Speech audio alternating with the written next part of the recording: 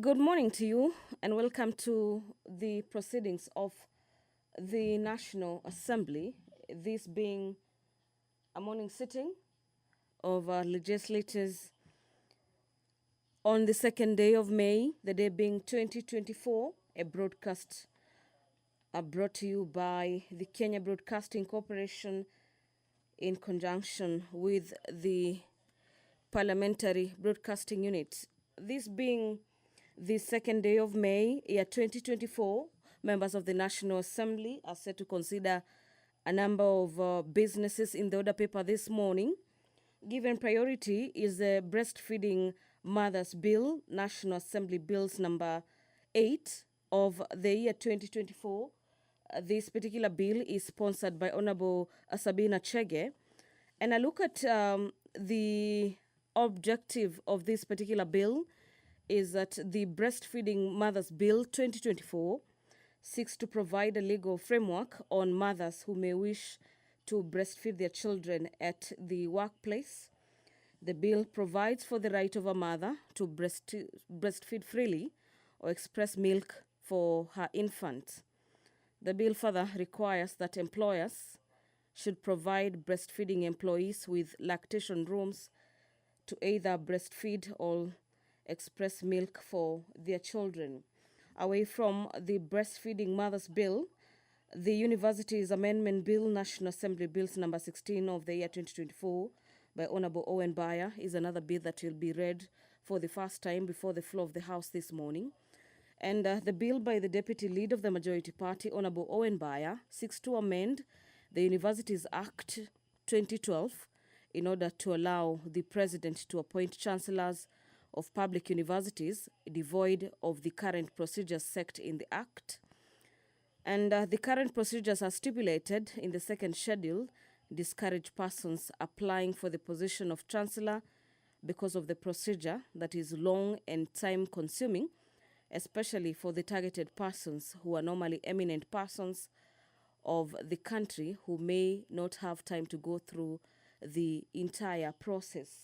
So away from the two bills that will be read for the first time, members of the National Assembly this morning will also debate the report of the Committee of the Whole House on the County Licensing Uniform Procedures Bill, Senate Bills number 9 of the year 2022. This motion is by the Chairperson, Departmental Committee on Matters Trade, Industry and Cooperatives. The highlight of this morning sitting is a special motion by Honorable Jack Wamboka. The Honorable Member has a special motion in regards to the dismissal of Honorable Mithika Linturi as the Cabinet Secretary for Agriculture and Livestock and Development, that pursuant to the provisions of Article 152 subsection C of the Constitution and Standing Orders number 64 subsection 1A and Standing Orders number 66, the House resolves that the President dismisses Honorable Franklin Mithika Linturi from the office of Cabinet Secretary for Agriculture and Livestock Development on the following grounds. The grounds listed in the special motion include the gross violation of the Constitution, that there are serious reasons for believing that the Cabinet Secretary has committed a crime under the national law. The other ground listed is ground to do with gross misconduct. These are some of the grounds the member has listed as the ground for the removal from office of the Honorable Mithika Linturi, the Cabinet Secretary for Agriculture, who among others is believed to have put the country's food basket at risk. The business of the National Assembly is commencing, and now the Speaker of the National Assembly, Honorable Dr. Moses Wetangula, is presiding over the business of the House, brought to you live by KBC in partnership with the Parliamentary Broadcasting Unit. Allow me to hand you over so you can follow up on the proceedings coming from the chamber this morning. Enjoy your viewing. Waheshimiwa, tuombe.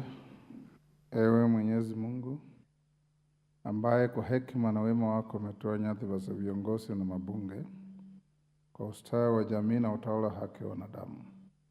Tukusihi utazame kwa neema nyingi sisi watumishi wako ambao wameridhika kutuita tutekeleze shughuli muhimu za jamhuri yetu. Tunakuomba uteremshie baraka zako sisi tuliokutanika hapa na utujalie tuyatende na kufikiria mambo yote yatakayofikishwa mbele yetu kwa njia ya haki na uaminifu, ili utukufu na sifa zako siendelezwe na ili kustawisha amani, ufanisi na heri ya nchi yetu na wale ambao haja zao wamesikabidhi mikononi mwetu. Amen.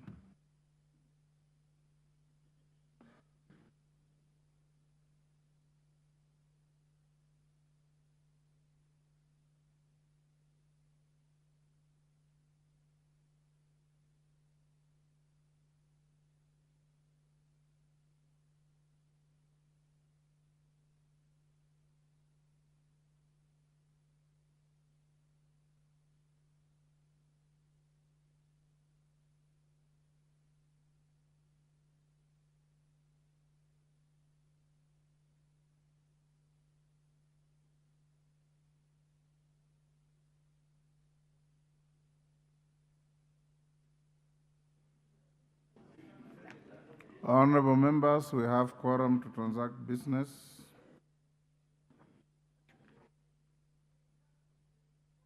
Clerk.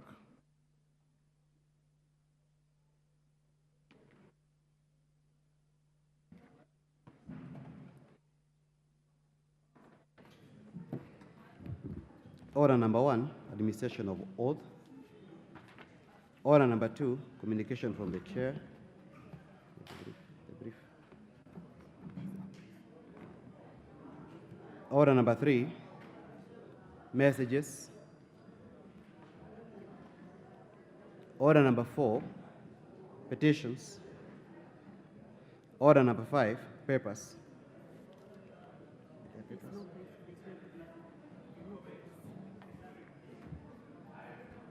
Order number 6, notices of motion. Order number 7, questions and statements.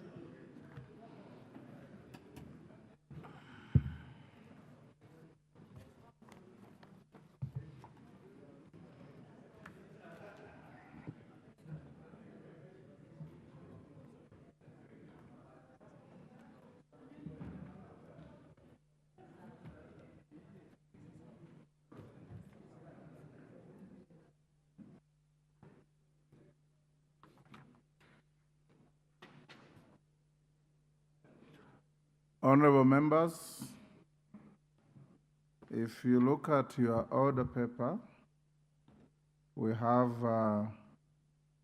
order number 8, first reading, order number 9, first reading, order number 10, question to be put, order number 11, committee of the whole on 2 bills, order number 12, motion, then order number 13, special motion. If you look at your standing orders, standing order 68 gives utmost priority to a special motion, and it says, and I quote, "A motion for the removal of a person from office under this part shall take precedence over all other business on the order paper for the day." Meaning, when we have such a motion, we don't entertain even preliminaries, like laying of papers or any other business for that matter. So I'll order the rearrangement of the order paper for orders number 8, 9, 10, 11, and 12, and 12 to appear on the order paper this afternoon, so that we go straight to order number 13. It's a special motion. I want to caution members, I will not entertain any parochial politics drawn into the motion. stick to the issues as framed in the motion and observe the general etiquette of debate in the House so that we can be able to discharge your constitutional responsibility in an orderly manner. Lastly, I noticed when the Speaker's procession came in, several members were busy, seated on their phones. That is a breach of your own standing orders. The moment the sergeant stands at the bar and alerts the House that Mr. or Madam Speaker is walking in, everybody must drop what they are doing and be upstanding in respect of the House. Even if you don't respect the Speaker, respect the House so that you become orderly and respectful to your own standing orders. It is completely out of order for the Speaker to walk in the procession and you are seated on your phone as if nothing is happening in the House. Those members who are doing that, you know yourselves, I don't need to mention you. Don't do that again. So call out order number 13. Order number 13, special motion, dismissal of Honorable Medeka Linturi as the Cabinet Secretary for Agriculture and Livestock Development. Member for Bumula.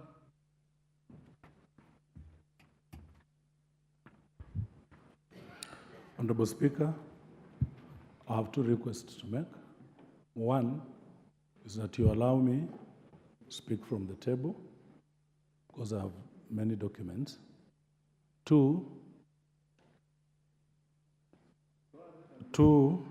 Honorable Speaker, I had written to you with regard to extension of time allocated to this motion. I had requested you increase it to 60 minutes from 20 minutes.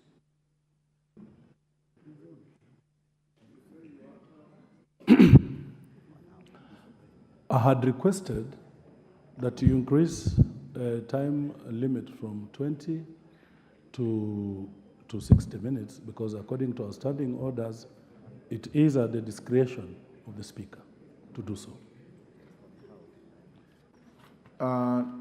As to where you speak from, I'll allow you to go to the dispatch box and speak from there, no big deal. As to the amount of time available to you, I'm sure when you framed the motion, you knew that you have 20 minutes to prosecute it. You will stick to your time as passed by the House at the beginning of the session. And in the event you require an extension, the chair will give you or respond to your request when your time is spent. But you'll certainly not have 1 hour. Secondly, honorable members, I will have allocated 3 hours to this motion from now to 1 o'clock. At about 10 minutes to 12:30, sorry, I'll call the mover to reply and allocate another 20 or 30 minutes for the vote.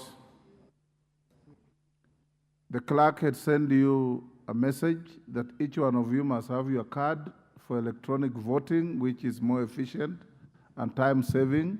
But in the event many of you may not have your cards or the malfunctioning of equipment, then we'll do a roll call vote. And that will be probably 20, 30 minutes. So the actual debate should be determined by 12:30. Member for Bumula, now you may proceed to move your motion.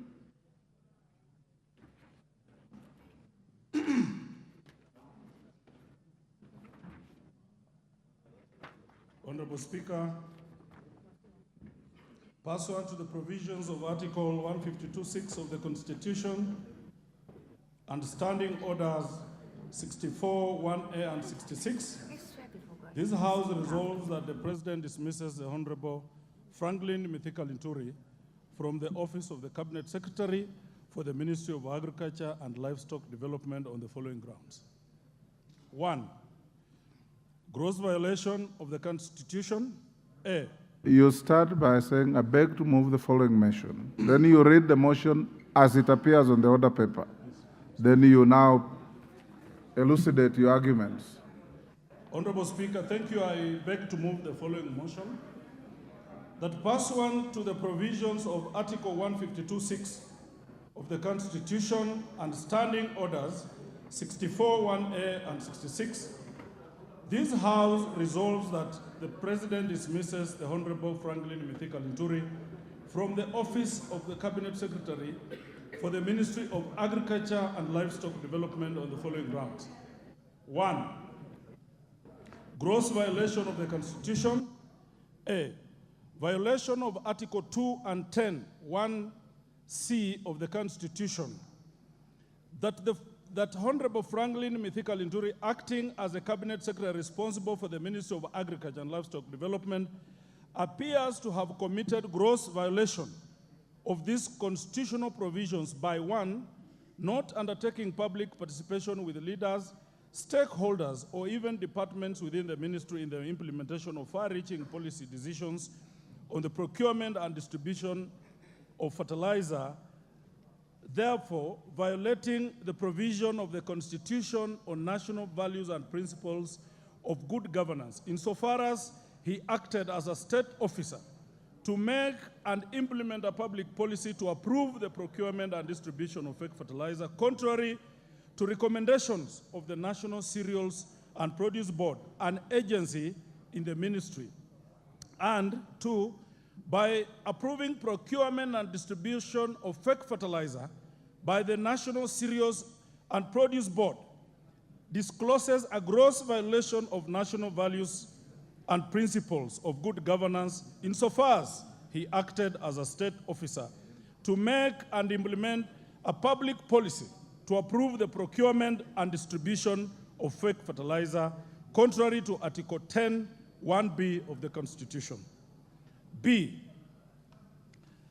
gross violation of Article 46 of the Constitution, that one Franklin Mithika-Linturi, acting in his role as the Cabinet Secretary responsible for the Ministry of Agriculture and Livestock Development, appears to be in gross violation of this constitutional provision by 1, infringing on consumers' rights to goods and services of reasonable quality and to the protection of their health, safety, and economic interests by approving the procurement and distribution of fake fertilizer, and 2, approving the budget for procurement and distribution of fake fertilizer by the National Cereals and Produce Board, thereby violating consumers' rights to goods and services of reasonable quality and to the protection of their health, safety, and economic interest, as he approved the procurement and distribution of fake fertilizer, contrary to Article 46 of the Constitution. C, gross violation of Article 73 of the Constitution, that the conduct of one Honorable Franklin Mithika-Linturi, acting in his role as a Cabinet Secretary responsible for the Ministry of Agriculture and Livestock Development, appears to be a gross violation of this constitutional provision insofar as the public trust was exercised in a manner that is inconsistent with the purposes and objects of the Constitution. He failed to demonstrate respect for the people, failed to bring honor to the nation, dignity to the office, and failed to promote public confidence in the integrity of the office, contrary to Article 73, 1A, 1, 2, 3, and 4 of the Constitution.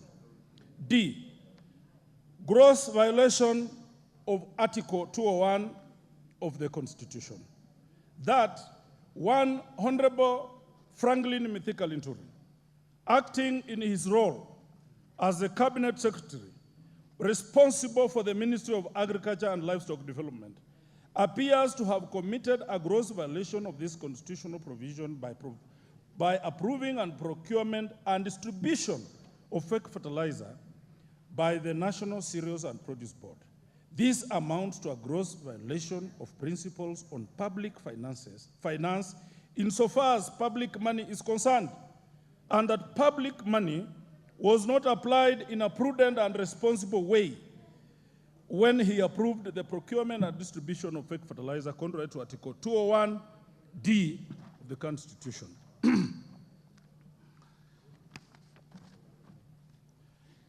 E, gross violation of Article 232 of the Constitution. That the Honorable Franklin Mithika-Linturi, the Cabinet Secretary for Agriculture and Livestock Development, appears to have committed a gross violation of this constitutional provision where he outlined in his written submission as a response to the fertilizer subsidy program to the Departmental Committee on Agriculture and Livestock, misleading information that the National Cereals and Produce Board, NCPB, signed an agency agreement with 51 Capital Africa Diatomite Industries on 31st March 2022 for supply and distribution of GPC diatomaceous for its commercial function, and that the product was not sold as a chemical fertilizer but as a soil conditioner, violating the values and principles of public service duty. Public service, duty to use resources efficiently, effectively, and economically, contrary to Article 232 of the Constitution. Serious reasons for believing that Cabinet Secretary has committed, that is number 2, ground number 2. Serious reasons for believing that the Cabinet Secretary has committed a crime under national law. A, serious reasons for believing the Cabinet Secretary has committed, Honorable Speaker, protect me from the Deputy Speaker, has committed a crime under Section 100 and 101 of the Penal Code, Cap 63. That one Franklin Mithika-Linturi, acting in his role as the Cabinet Secretary for the Ministry of Agriculture and Livestock Development, issued a directive to officials of chemicals to attend a press conference and issue a statement from the National Cereals and Produce Board. His subsequent closure of the factory and declaration of it as a crime scene due to the company's refusal to participate in the staged press conference discloses grounds that there are serious reasons for believing that the Cabinet Secretary has committed a crime under national law, including but not limited to the offenses involving abuse of office and false claim by a person employed in the public service contrary to Section 100 and 101 of the Penal Code, Cap 63. B, serious reasons for believing the Cabinet Secretary has committed a crime under Section 353 and 355 of the Penal Code, Cap 63. That one Honorable Franklin Mithika-Linturi, the Cabinet Secretary for the Ministry of Agriculture and Livestock Development, is currently under investigations by the Director of Public Prosecutions and the Director of Criminal Investigations, and is facing arrests, charging prosecution and institution of criminal proceedings in relation to 6 pending civil, commercial, and family suits. This discloses grounds that there are serious reasons for believing that the Cabinet Secretary has committed a crime under national law, including but not limited to offenses involving uttering false documents and procuring execution of documents by false pretenses, contrary to Sections 353 and 355 of the Penal Code, Cap 63. Number 3, gross Ground number 3, gross misconduct. That one, Honorable Franklin Mithika-Linturi, acting in his role as the Cabinet Secretary responsible for the Ministry of Agriculture and Livestock Development, by approving procurement and distribution of fake fertilizer by National Cereals and Produce Board, insofar as being a state officer. One, has failed to exercise public trust in the best interest of the people of Kenya, and this amounts to gross misconduct contrary to Section 8 of the Leadership and Integrity Act, Cap 185C. 2, has failed in the performance of his duties to the best of his ability to carry out the duties of the office efficiently and honestly, and to carry out the duties of a transparent and accountable manner. And this amounts to gross misconduct contrary to Section 10A and B of the Leadership and Integrity Act, Cap 185C. 3, has failed to demonstrate professionalism in carrying out duties of the office in a manner that maintains public confidence in the integrity of the office, and this amounts to gross misconduct contrary to Section 11A of the Leadership and Integrity Act, Cap 185C. Number 4, Honorable Speaker, that he misled the public by submitting false information to a departmental committee of the National Assembly that GPC diatomaceous was distributed as a soil conditioner and not as fertilizer, and this amounts to gross misconduct, contrary to Section 29 of the Leadership and Integrity Act, Cap 185C. You may omit to read the names of those who signed the motion, since you gave them to the House when you gave notice. Honorable Speaker, I will be relying on evidence marked as Annexure 1A. That is a letter from Ahmed Nasir to DCI, Criminal Investigations, a letter which was produced in the committee of this House, Honorable Speaker. That is Annexure 1. My Annexure B, Honorable Speaker, I will be referring to a document from Kenya Bureau of Standards, a document submitted by the Managing Director of Bureau of Standards to the Departmental Committee on Agriculture and Livestock in regard to fertilizer subsidy program, Annexure B. Honorable Speaker, I will be referring to a document, Ministry of Agriculture and Livestock Development Response on Fertilizer Subsidy Program by Honorable Mithika-Linturi, Cabinet Secretary, submitted to the committee on March 24th, Annexure C.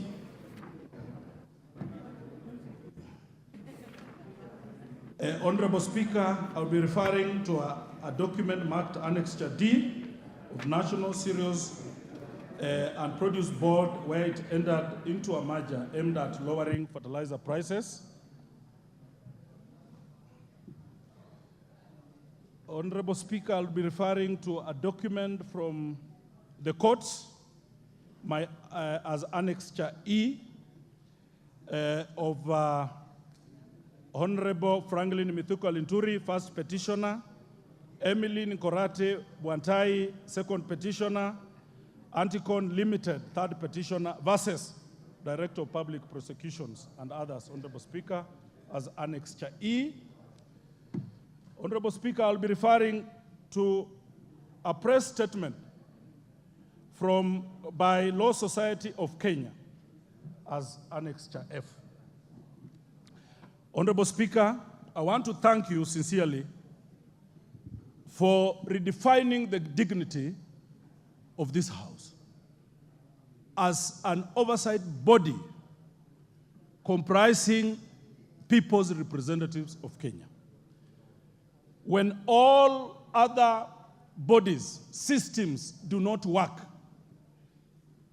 the Kenyan citizenry relies on this House.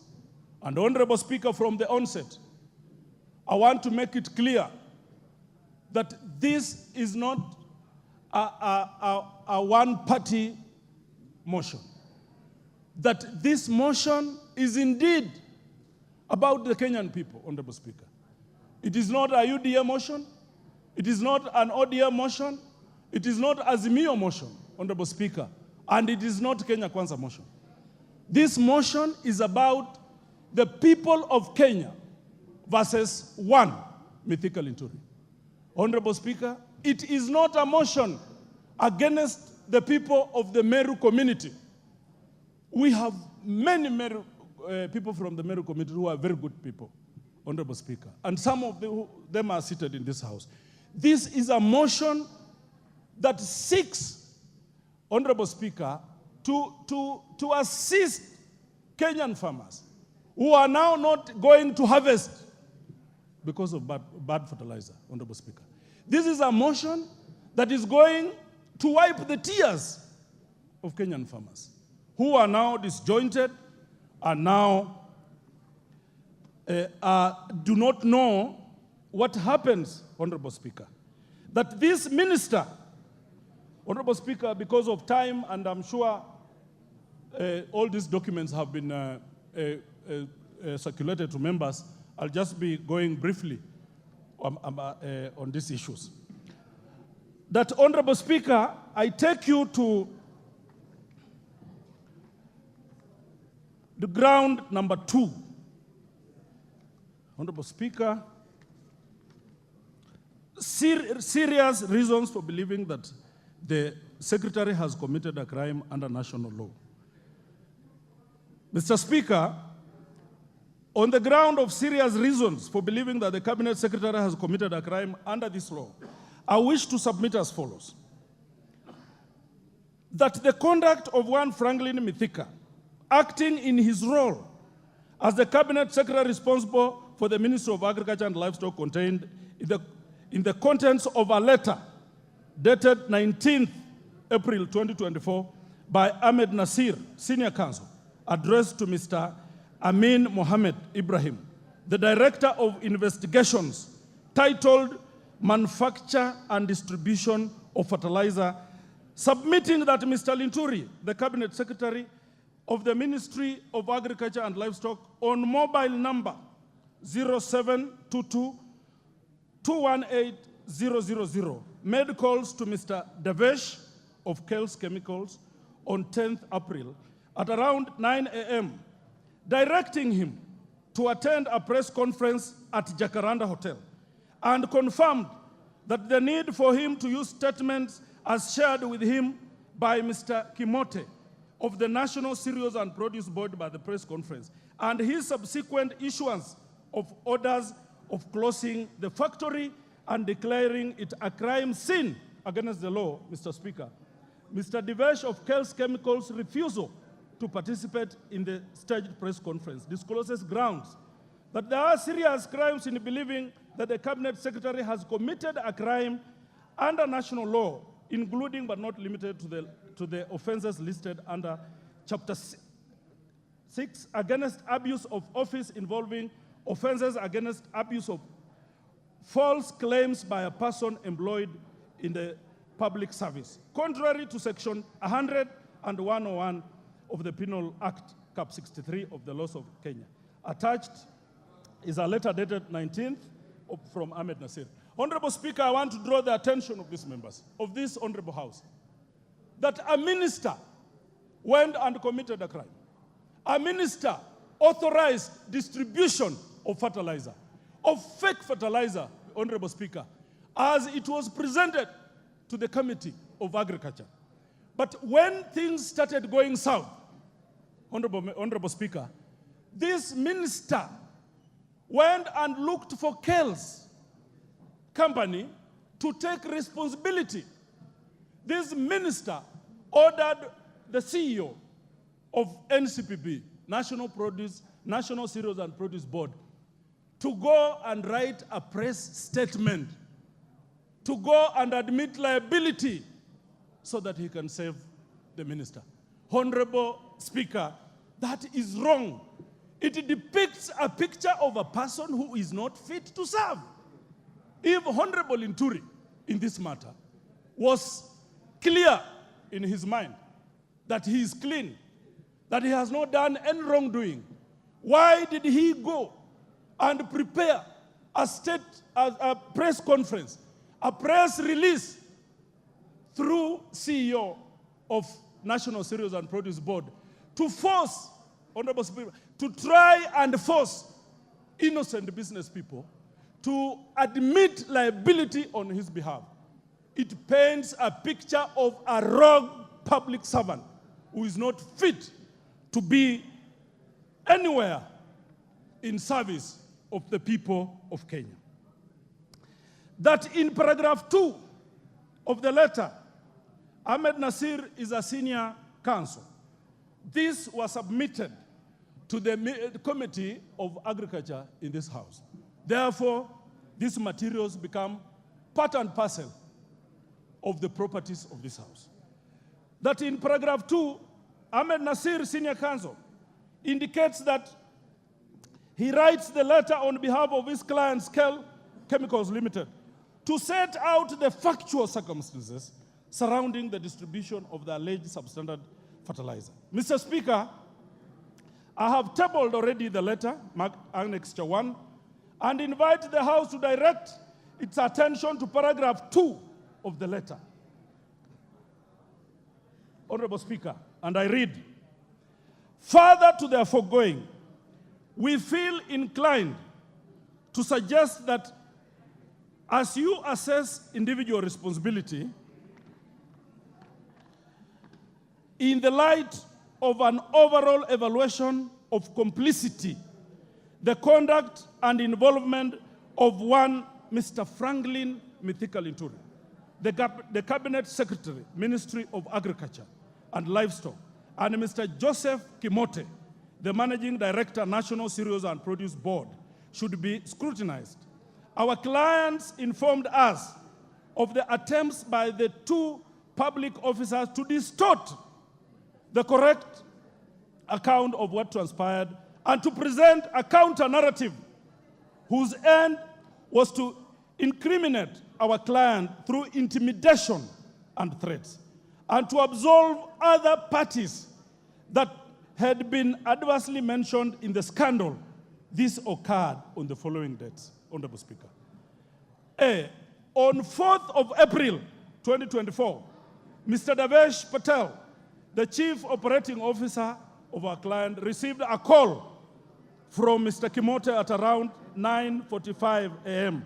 from mobile number 0721 696 127, informing him of the need to prepare a letter to MEMS following the press release by NCPB recalling 3,000 bags of fertilizer manufactured on 5th March 2024 and of batch numbers as indicated, Mr. Speaker. Further, Mrs. Lorraine Karani of National Cereals and Produce Board from mobile number 0722 310 564 at around 11:30 a.m. asking him to report to NCPB headquarters at around 3:30 p.m. He later received a call from Collins Ngetich at around 11 on the mobile.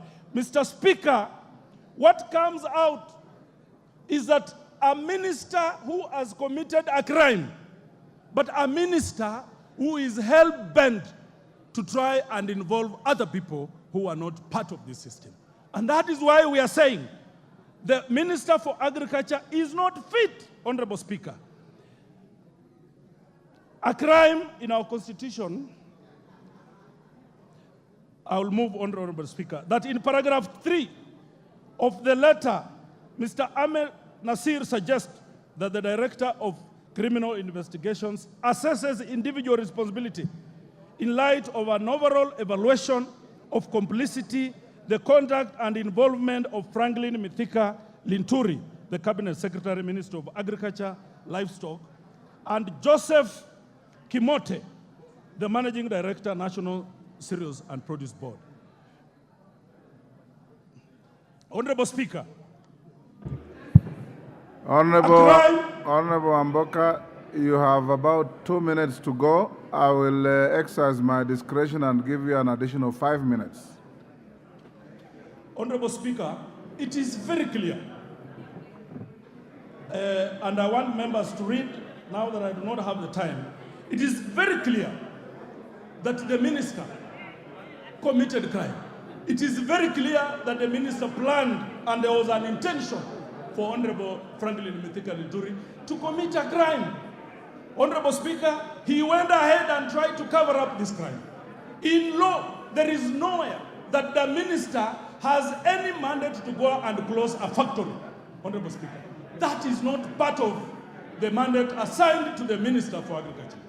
We can see a rogue minister going to Kel's industry, Honorable Speaker, trying to close down the factory.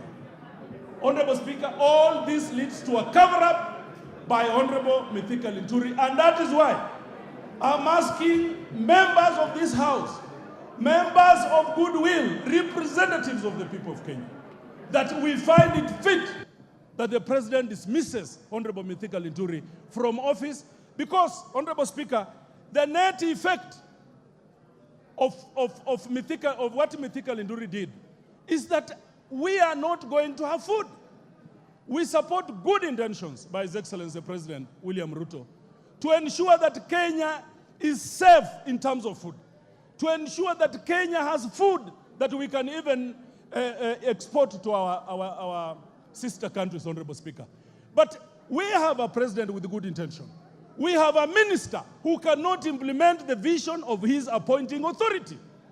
Honorable Speaker, this House should find it necessary that we recommend to the President that Mithika Linturi must vacate office.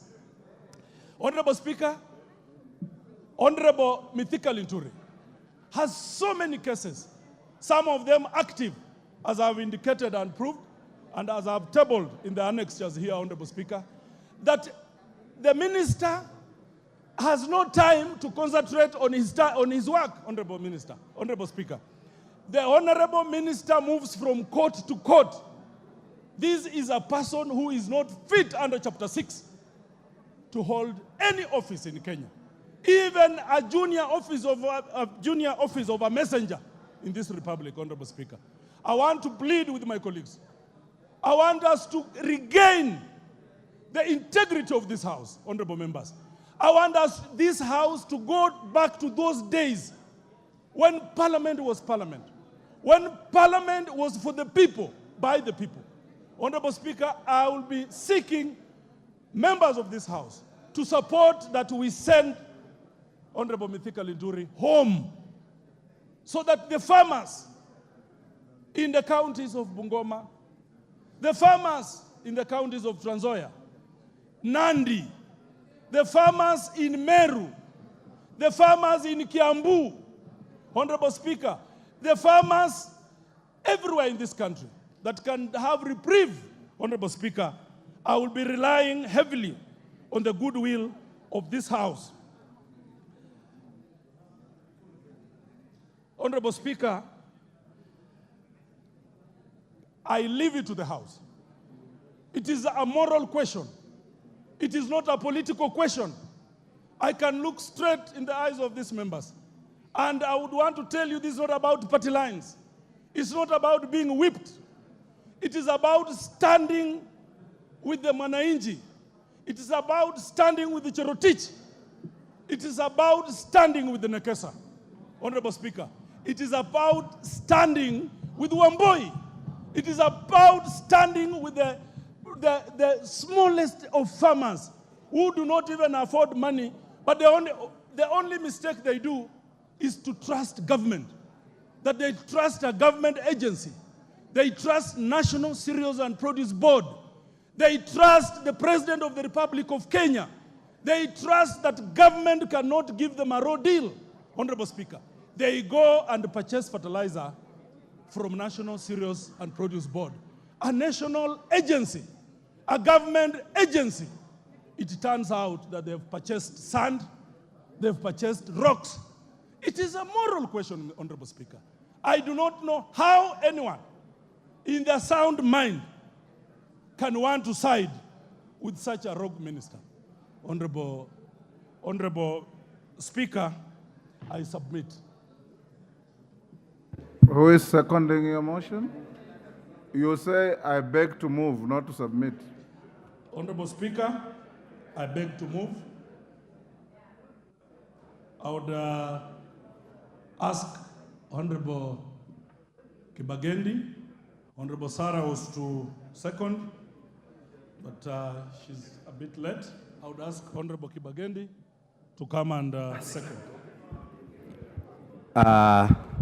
Honorable Speaker, as the honorable member from Bumula has said, I second this motion, and indeed, this is not just a political, this is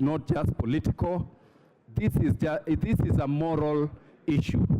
And I understand sometimes in this house, we get to levels where we compete on political affiliations, but on this particular matter, where the CS is genuinely and criminally involved in this particular issue of denying Kenyans their right, denying Kenyans their opportunity to produce, to ensure that we have food security in this country, it is prudent and necessary that we take it as a moral issue so that we deal with it.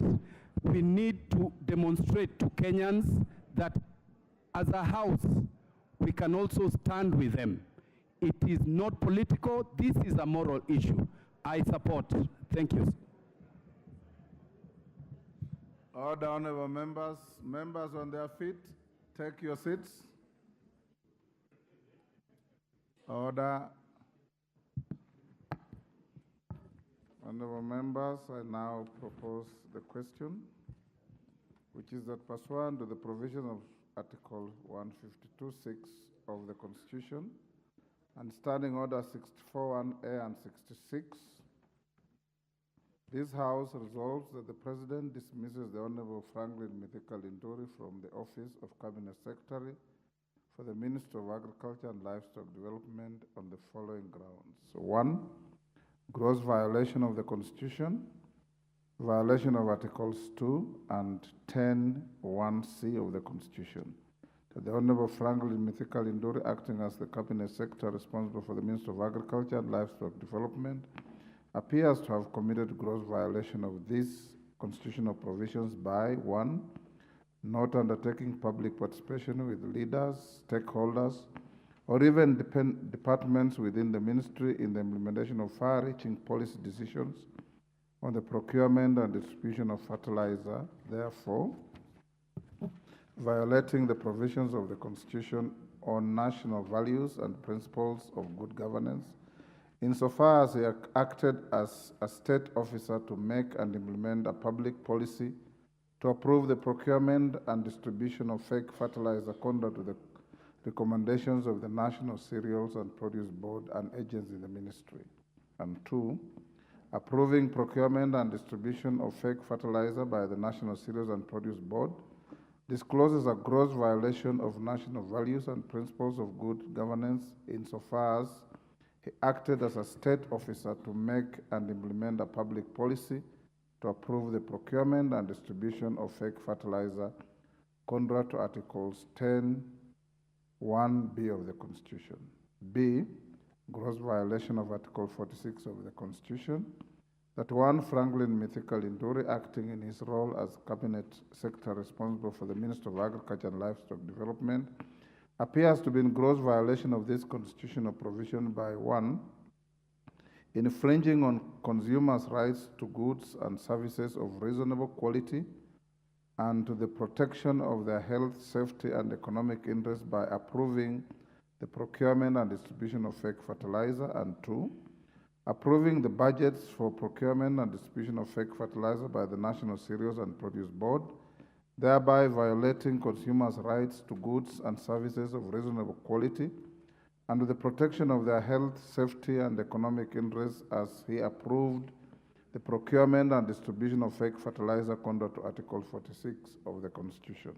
C, gross violation of Article 73 of the Constitution, that the conduct of one Franklin Mithika Linduri, acting in his role as the Cabinet Secretary responsible for the Ministry of Agriculture and Livestock Development, appears to be a gross violation of this constitutional provision insofar as the public trust was exercised in a manner that is inconsistent with the purposes and objects of the Constitution.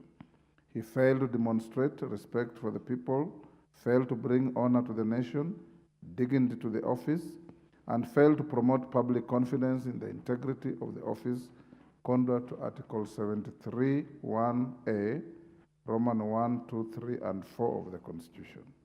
D, gross violation of Article 201 of the Constitution, that one Franklin Mithika Linduri, acting in his role as a Cabinet Secretary responsible for the Ministry of Agriculture and Livestock Development, appears to have committed a gross violation of this constitutional provision by approving the procurement and distribution of fake fertilizer by the National Cereals and Produce Board. This amounts to a gross violation of the principles on public finance insofar as public money is concerned, and that public money was not applied in a prudent and responsible way when he approved the procurement and distribution of fake fertilizer contrary to Article 201D of the Constitution.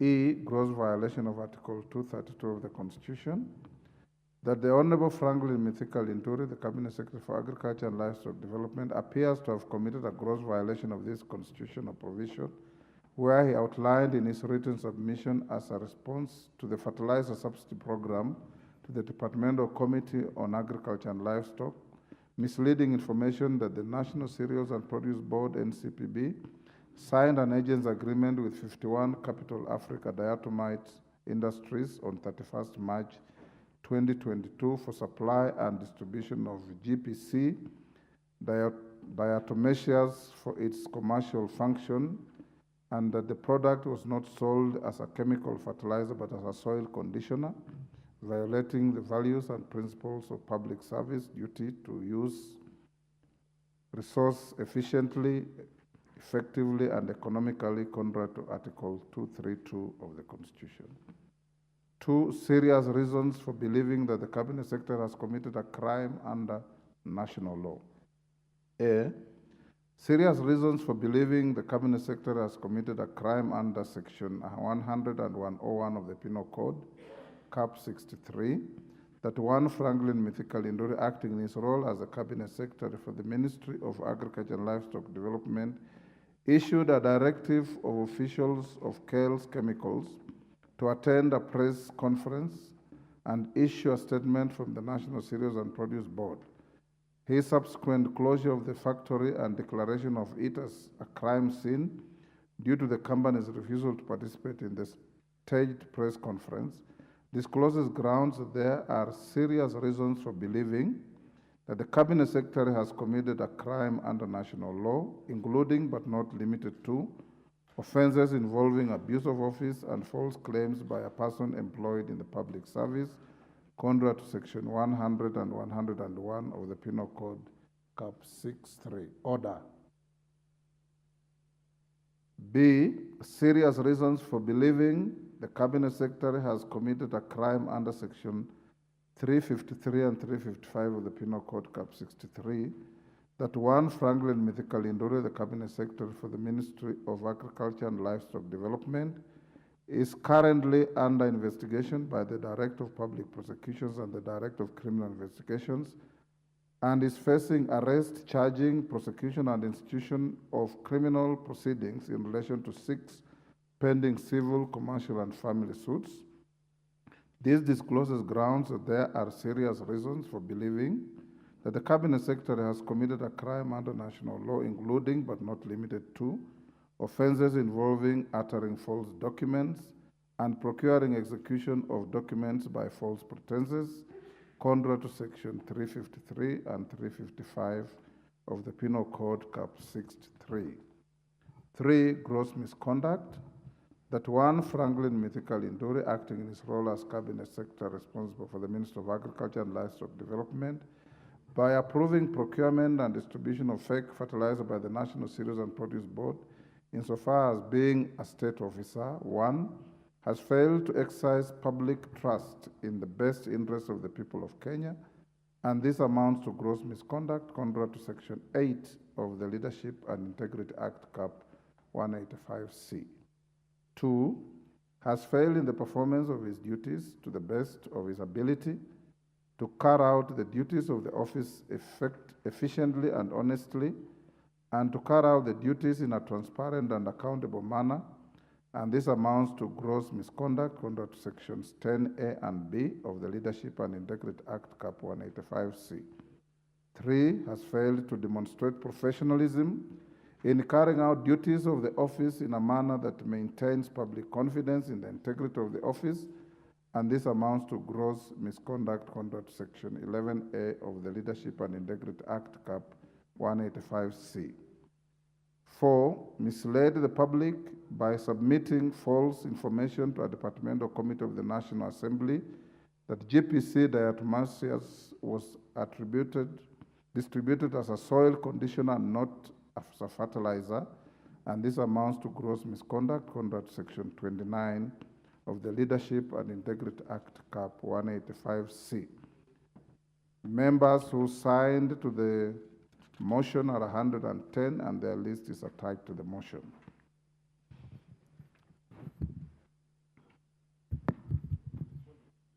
Majority Leader.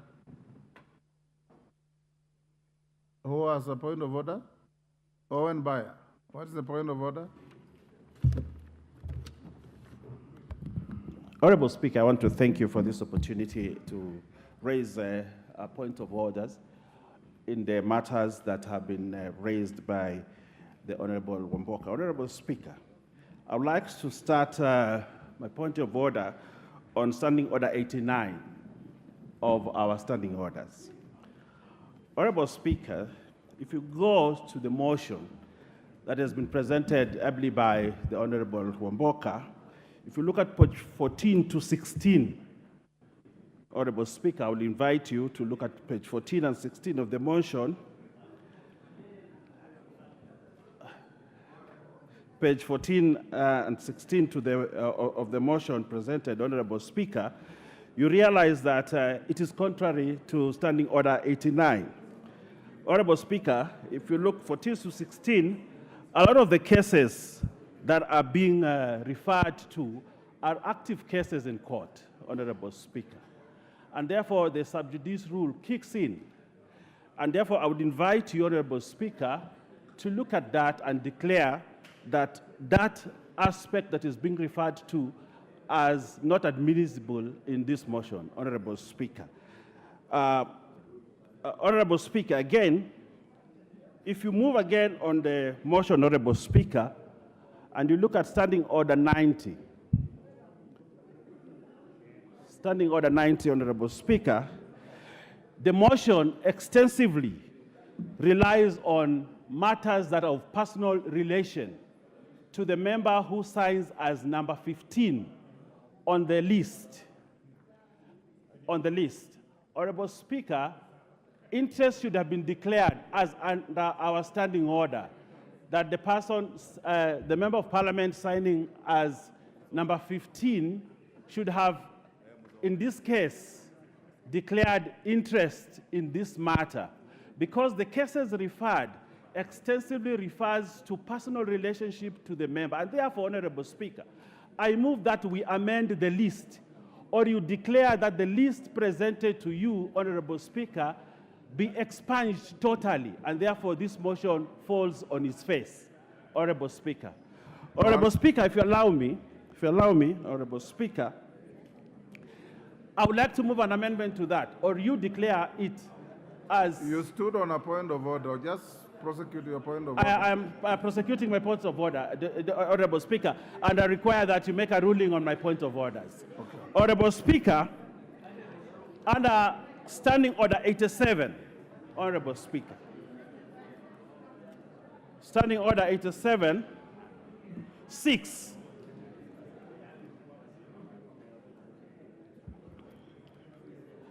except as the Speaker may otherwise allow, it shall be out of order for a member to refer to any extract from print or electronic media as an authority in a member's speech.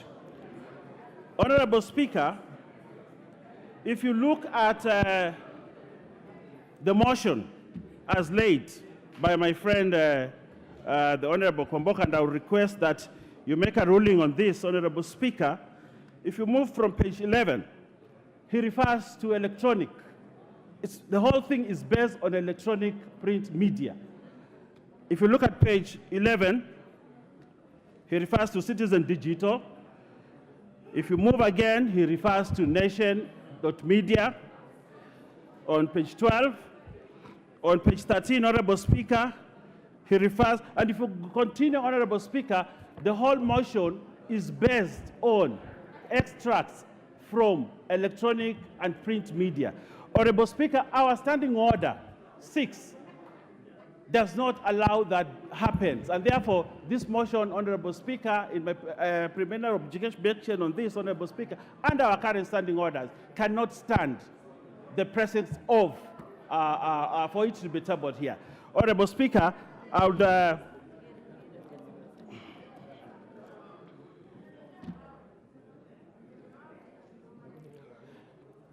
Honorable Speaker, if I may,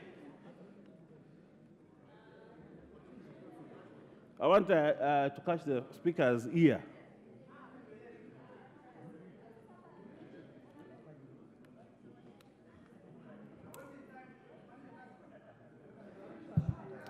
Yes, Owen. Yes. Can you finish your point? I'm finishing on, I want to refer you again to our standing order 87, Honorable Speaker. That some of the acts, Honorable Speaker, that are being alleged to have been committed by the Honorable Mithika Linturi refer to matters that were before he became a cabinet secretary. Matters which were dealt with conclusively at the point when this parliament vetted the Honorable Mithika Linturi. And therefore, our standing orders say that if you look at 87, Honorable Speaker,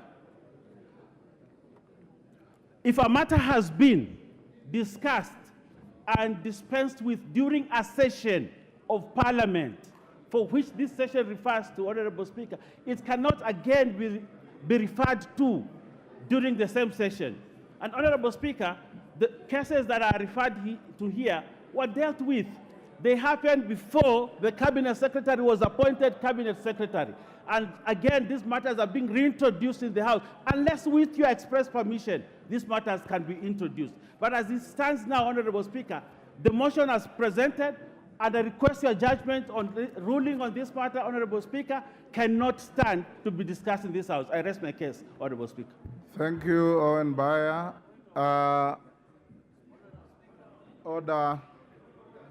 Order. That point of order should not elicit a trajectory that is unrelated to the motion.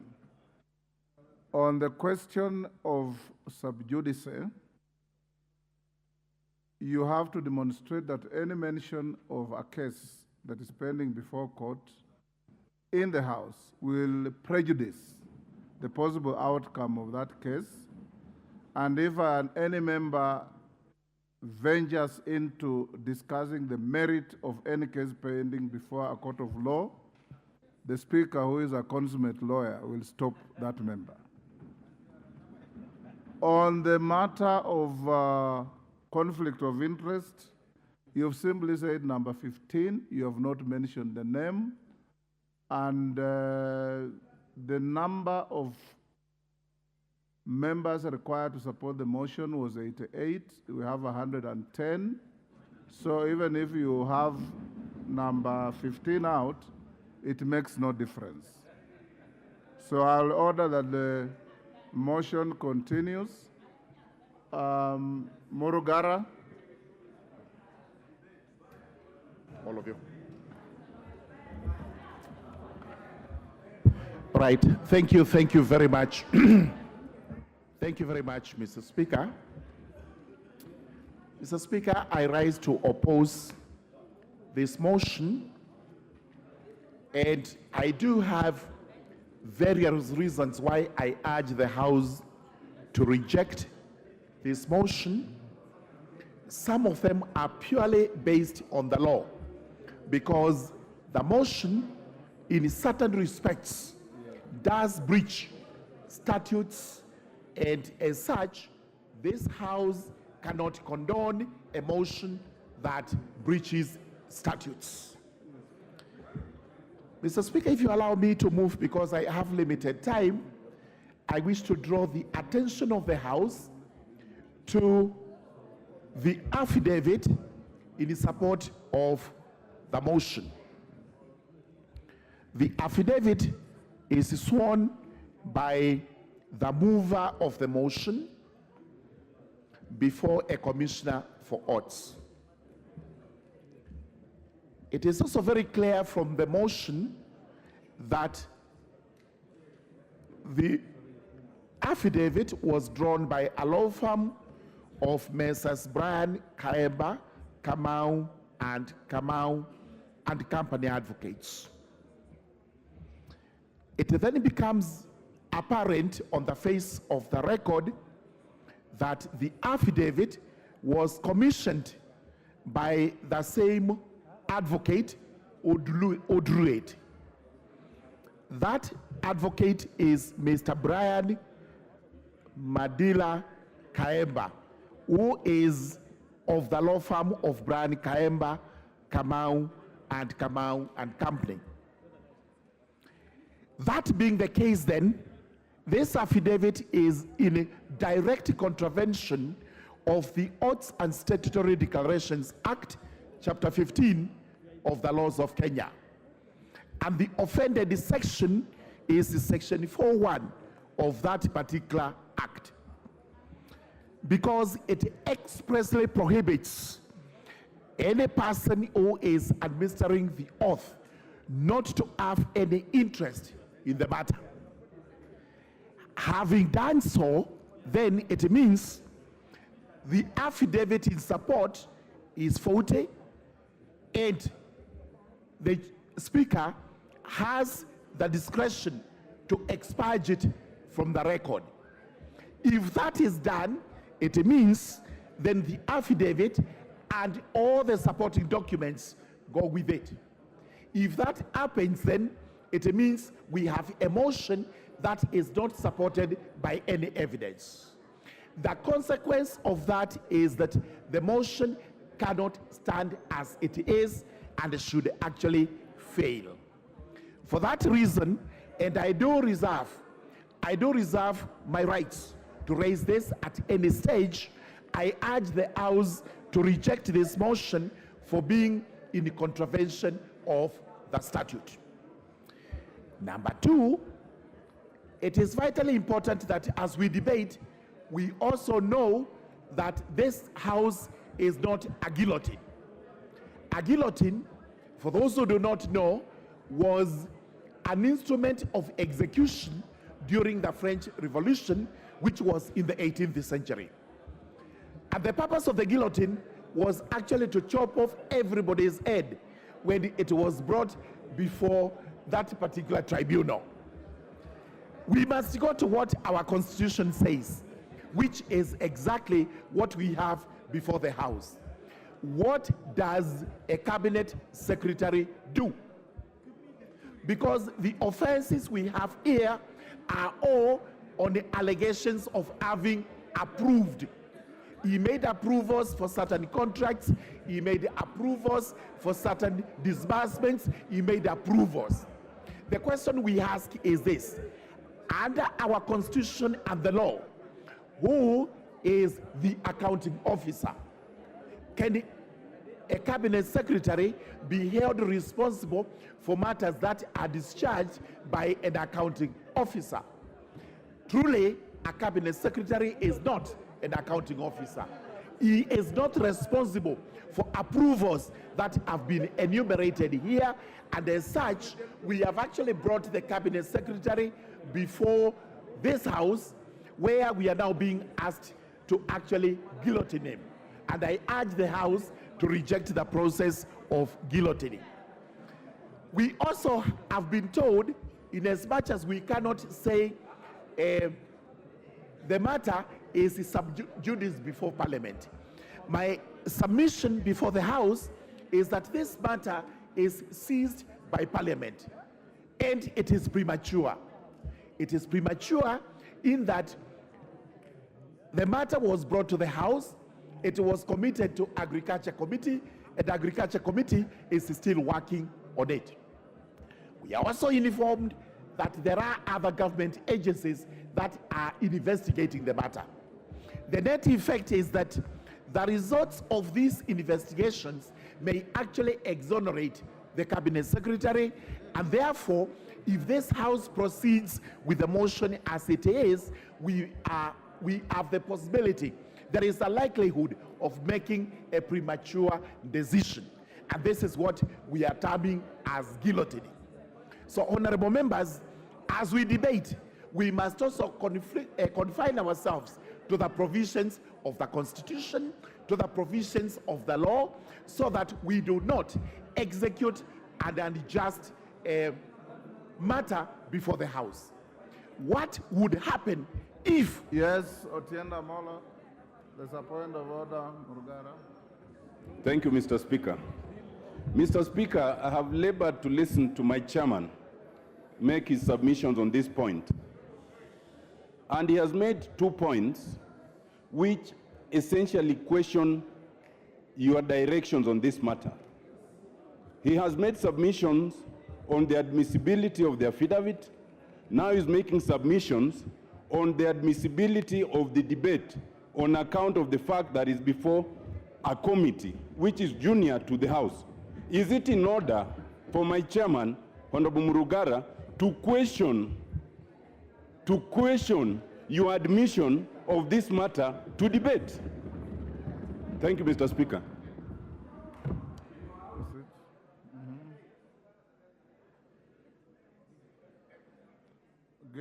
Yes, thank you so much. The Speaker, sir, understanding orders. What the Speaker did was to look at the motion as it was presented before him. He may not have gone into the nitty-gritty of how the affidavits and the rest of the evidence was introduced, because he was not required to do so by the Constitution and by the law. It is now during debate when we actually have the opportunity to demonstrate to the House exactly what the loopholes, what the shortfalls are as far as this petition is concerned. What the Speaker is required to do is to glimpse over the grounds, over the affidavit, and confirm that it meets the threshold. That threshold in itself is not conclusive that all the matters that appertain herein have been looked at and have been examined. This is why, and as he rightly says, as the chairperson of the Justice and Legal Affairs Committee, I have the responsibility to draw to this House the various statutes which may have been breached. I also have the responsibility to actually draw to the attention of the House if there are any constitutional contraventions. So, Mr. Speaker, sir, before the Agriculture Committee is actually an investigation by this House on, or if not all, most of the matters that are in this petition. So we go to the question, can this House proceed with this motion when actually that investigation is ongoing and a report is awaited? I may not be able to call upon the House, upon the Speaker to make a ruling now, but I call upon the House to reject this particular motion because of the fact that the same matter is seized by the same House, and we await the outcome in a parliamentary report that will be tabled here, which we are going to report and in which we will make our recommendations. Mr. Speaker, with those very many remarks, I urge the House, because of the votes in this particular motion, to actually reject it. Thank you. And I do oppose. Minority Leader.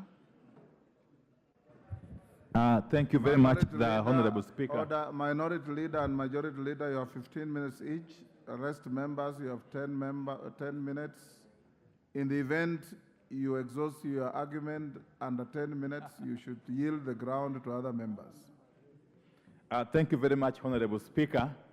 I want to go straight to the point and from the outset declare that I support the motion. And I want to thank most profusely the initiator of the motion, the Honorable Jack Wamboka, and state that Jack Wamboka, history will be very kind to you. In the fullness of time, when the history of this parliament or of this country is written, you will for sure have something. If not a paragraph, a sentence, at least a footnote for what you've done for the country today. And let me say this, Honorable Speaker, that listening keenly to the submissions by Honorable Wamboka and having scrutinized into detail the documents that have been presented, the annexures, and so on and so forth, I am more than convinced that the Cabinet Secretary, the Honorable Mithika Linturi, has actually fallen short of the requirements of the Constitution as a holder of a public office. And indeed, the Honorable Jack Wamboka has clearly drawn a linkage between the conduct of Honorable Linturi and the grounds outlined under Article 152. Under Article 152, sub-Article 4A, if I'm not wrong. Article 152, sub-Article 6, the three grounds upon which a Cabinet Secretary may be subjected to a motion such as this one, Honorable Speaker. And I won't belabor the point. The Honorable Speaker, let me start by saying, again, that the conduct of the Cabinet Secretary as captured, as depicted in the submission by Honorable Wamboka, as depicted, as captured in the documents that have been attached to the motion, clearly point to a situation where the CS has gone against the national values and principles of governance under Article 10, and specifically Article 10, sub-Article 2C. That is national values and principles of governance, including good governance, integrity, transparency, and accountability, among other things. Honorable Speaker, a person holding the office of a Cabinet Secretary is not a small person. The Constitution under Article 152 provides for the Cabinet, and we all know the composition of the Cabinet. And the Cabinet Secretary is a member of the Cabinet under Article 152. Honorable Speaker, the Constitution goes further. Under Article 152, sub-Article 4A, that each person appointed as a Cabinet Secretary assumes office by swearing or affirming faithfulness to the people and the Republic of Kenya, and obedience to the Constitution, and so on and so forth. But it goes further at Article 153,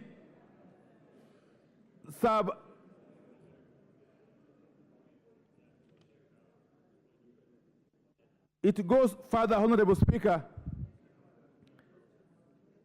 at Article 153, sub-Article 2, to state that CSS are accountable individually and collectively to the President for the exercise of their powers and the performance of their functions. Why am I saying this, Honorable Speaker? That a motion for impeachment, such as this one, is indeed a tool of the last resort. all over the world, in all mature democracies, parliaments such as this one resort to impeachment motions, impeachment processes, as an action of last resort. Because the Constitution provides for avenues through which a CS can vacate office under the Constitution. One of them is through dismissal by the appointing authority. Another one is by resignation. The third one is through this process of impeachment. Honorable Speaker, the appointing authority and Honorable Inturi could have saved the time of this House and indeed the country by doing what is necessary. Honorable Inturi by now should have actually voluntarily resigned. Failure to do so, Honorable Speaker, the appointing authority, who is the President of the Republic of Kenya, should have taken the action, the most logical action, and fired Honorable Inturi. But because both Inturi and the President have failed to do what the Constitution requires them to do, this House has got a duty, therefore, under the Constitution, to take the action that it is currently contemplating taking by sending this Cabinet Secretary home, Honorable Speaker. I have looked at the issues which have been raised, Honorable Speaker. It sounds like something from Hollywood, Honorable Speaker. You may think you are watching a movie, that a whole Cabinet Secretary can storm the premises of a private company, that is Kells Chemicals Limited, and direct, in fact, attempt to frog march the management of the company to go and participate in a press conference at the premises of NCPB and take responsibility over something that the Cabinet Secretary is culpable, directly culpable. Honorable Speaker. Honorable Speaker, food production, the matter of food security, and I wish honorable members would listen to me. The matter of food security and food production generally is a matter that touches directly on national security. And therefore, any time, any moment, there is evidence of tampering with the production of food in this country,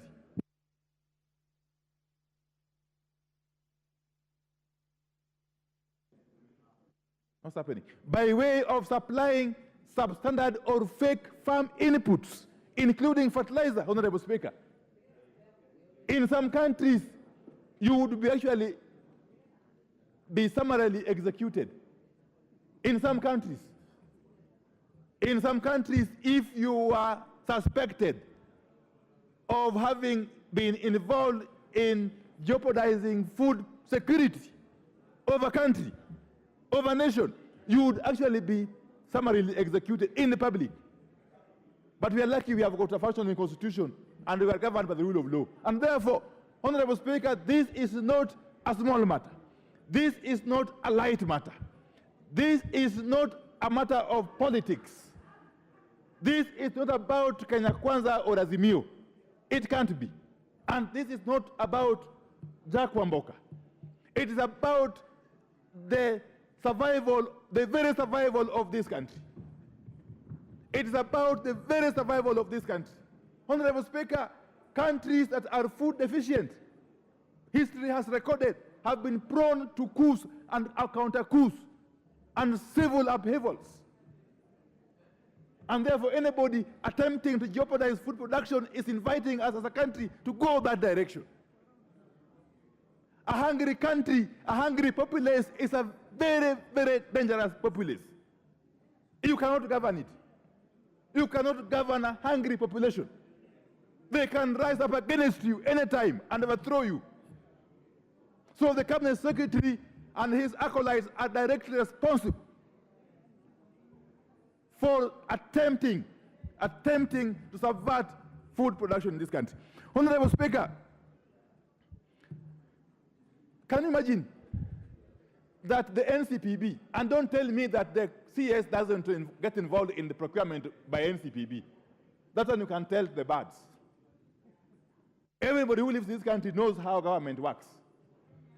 The National Cereals and Produce Board is a government entity.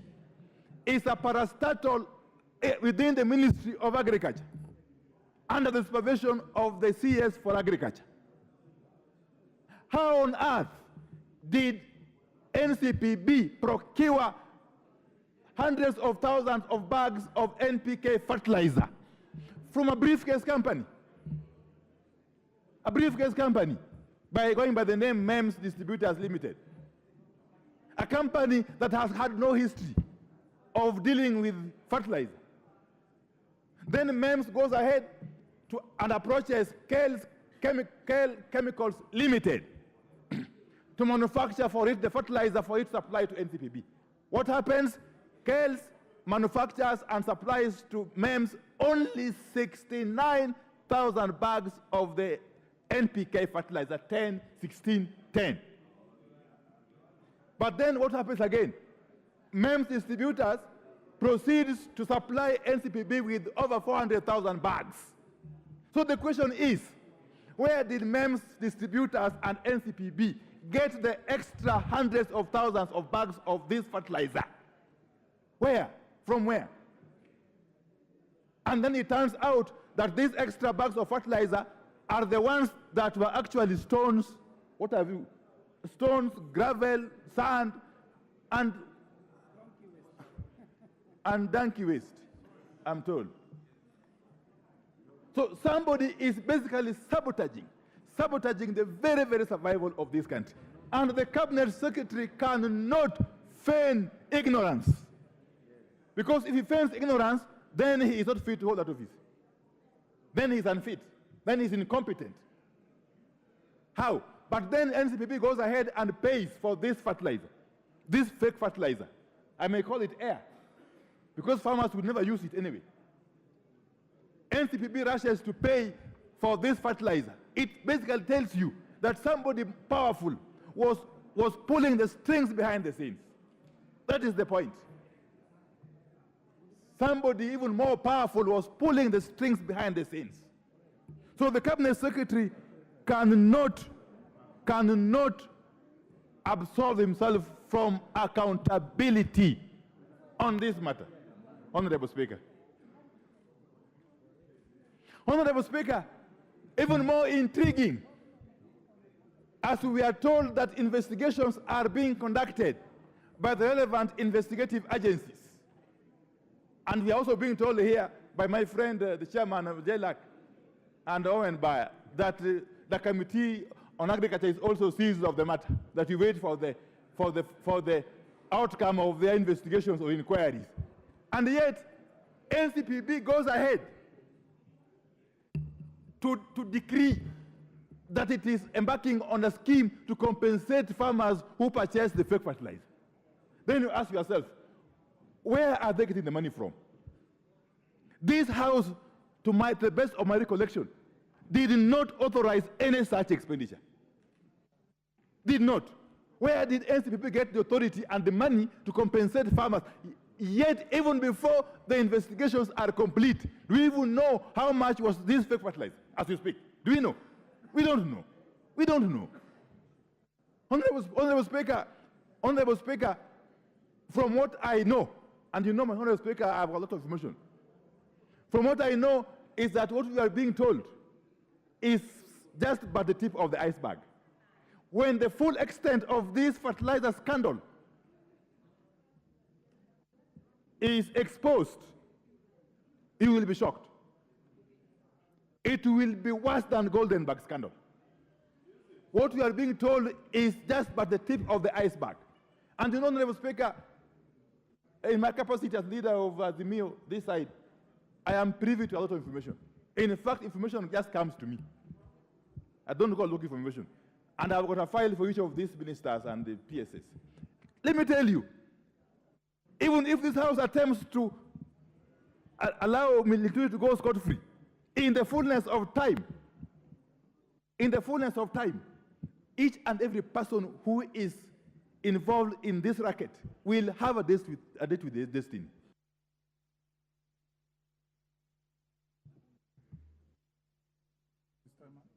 Your time is up. I told you had 15 minutes. 30 seconds. Let me just say that I support this motion, and I want to appeal to all my colleagues. Let's just send a message home, regardless of our political affiliation, today, by sending these CS home. That will actually earn us a lot of respect as an institution of parliament. Let's for once allow this process to get to the select committee to undertake proper investigation and inquiry at the hearings, Honorable Speaker. With those very many remarks, I support. Mary Wamaua. I see you on the screen.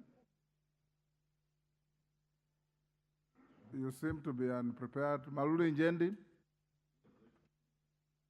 you've keyed in and you... Thank you, Mr. Speaker.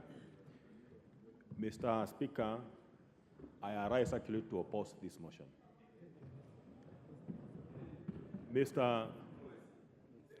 Speaker, as I oppose this motion, I also want to make it clear to the mover that persons who are opposing this motion are not of unsound mind, as he alleged in his moving remarks. He said persons who are opposing this motion have unsound mind. You said that, it's unanswered. So I want to confirm that I'm of a sound mind as I oppose this motion.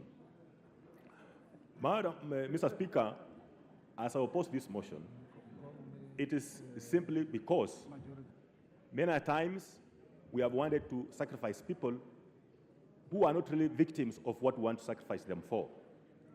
I recall, Mr. Speaker, in Kakamega County, they also saw this fake fertilizer by the county government. Mr. Speaker, upon investigation, it was found that this fertilizer, as much as everyone was crying for the head of the governor, it was something fishy with the supplier, with the standards in the Kakamega County. Madam Speaker, personally, at all this, I'm looking at the role of the CEO of National Cereals and Produce Board. What is his role in this procurement? Mr. Speaker, I'm also asking myself, what is the role of Kenya Bureau of Standards?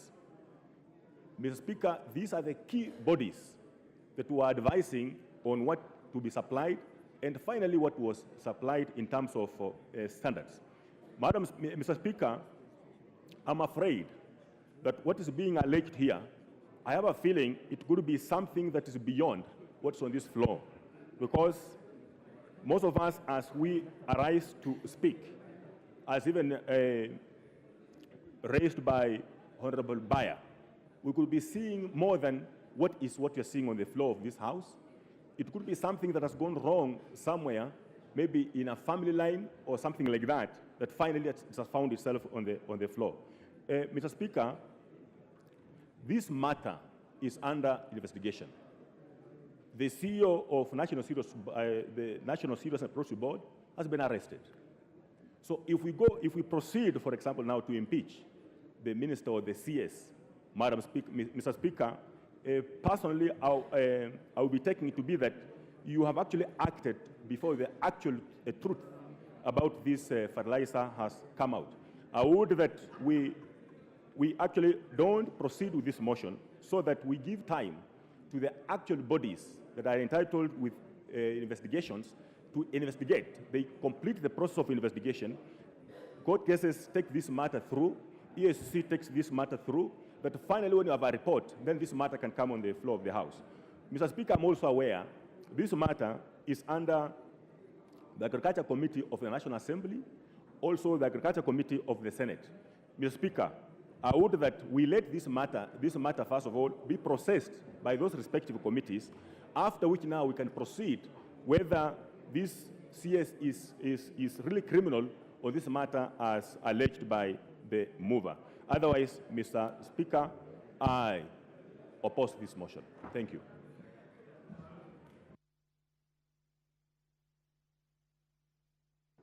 Thank you, Mr. Speaker. And Mr. Speaker, I start by stating on record that I support this motion. And if you look at the names of those members of parliament who have appended their signatures for the removal or initiation of the process of removal of this cabinet secretary, I am number 57. Well, Mr. Speaker, I want to just mention a few things. Number one, National Assembly, Mr. Speaker, has a responsibility. And this responsibility is given to us by the people of Kenya through the constitution that we have today. Article 95, Mr. Speaker, 5 of the Constitution, and I want to read, gives the National Assembly the responsibility to review the conduct of in office of the President, the Deputy President, and other state officers, including cabinet secretaries, and initiates the process of removing them from office.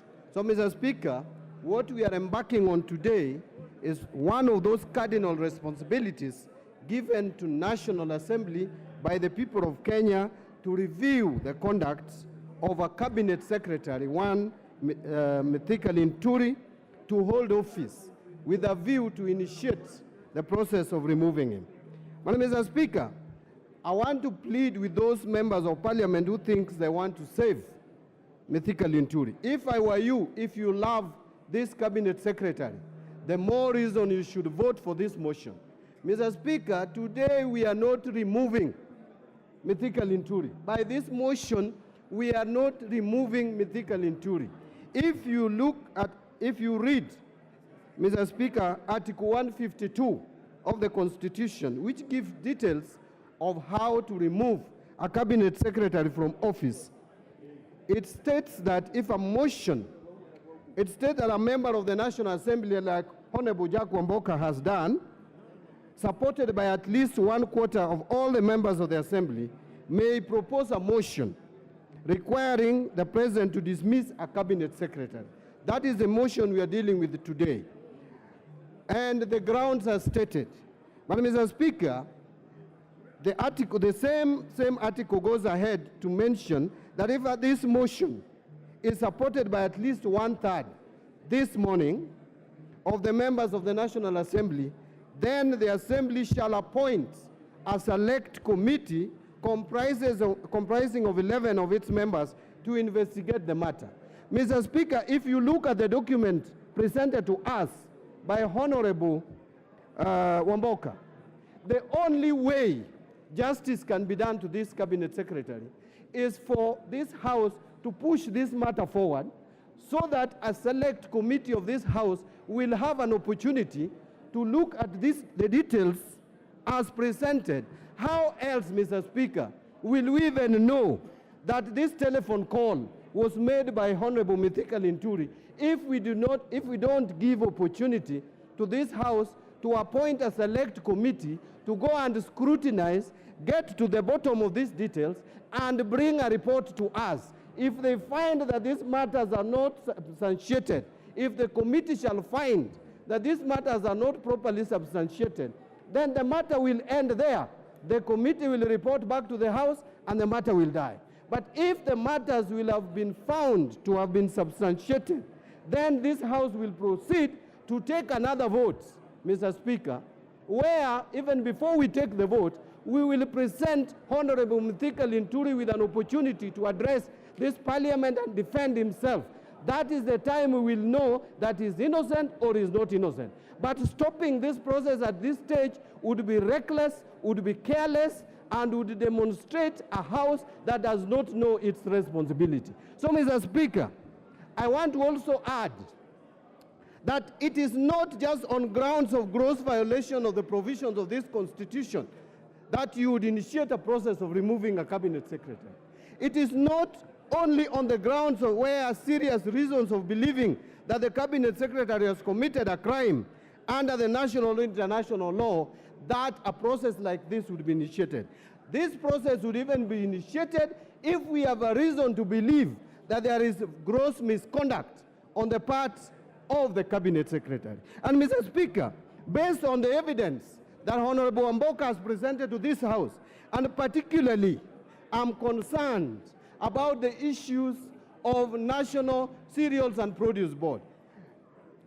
Mr. Speaker, the first question that I would ask those who want to oppose this motion, are you telling us that National Cereals and Produce Board would go ahead with the budgetary provision given by this House as proposed by the Cabinet Secretary, presented to us, we give out money, this money goes and buys cocoto instead of fertilizer, given to our farmers, and only whistleblowers are able to know, yet we have a ministry which has a cabinet secretary heading that ministry, and that cabinet secretary is ignorant.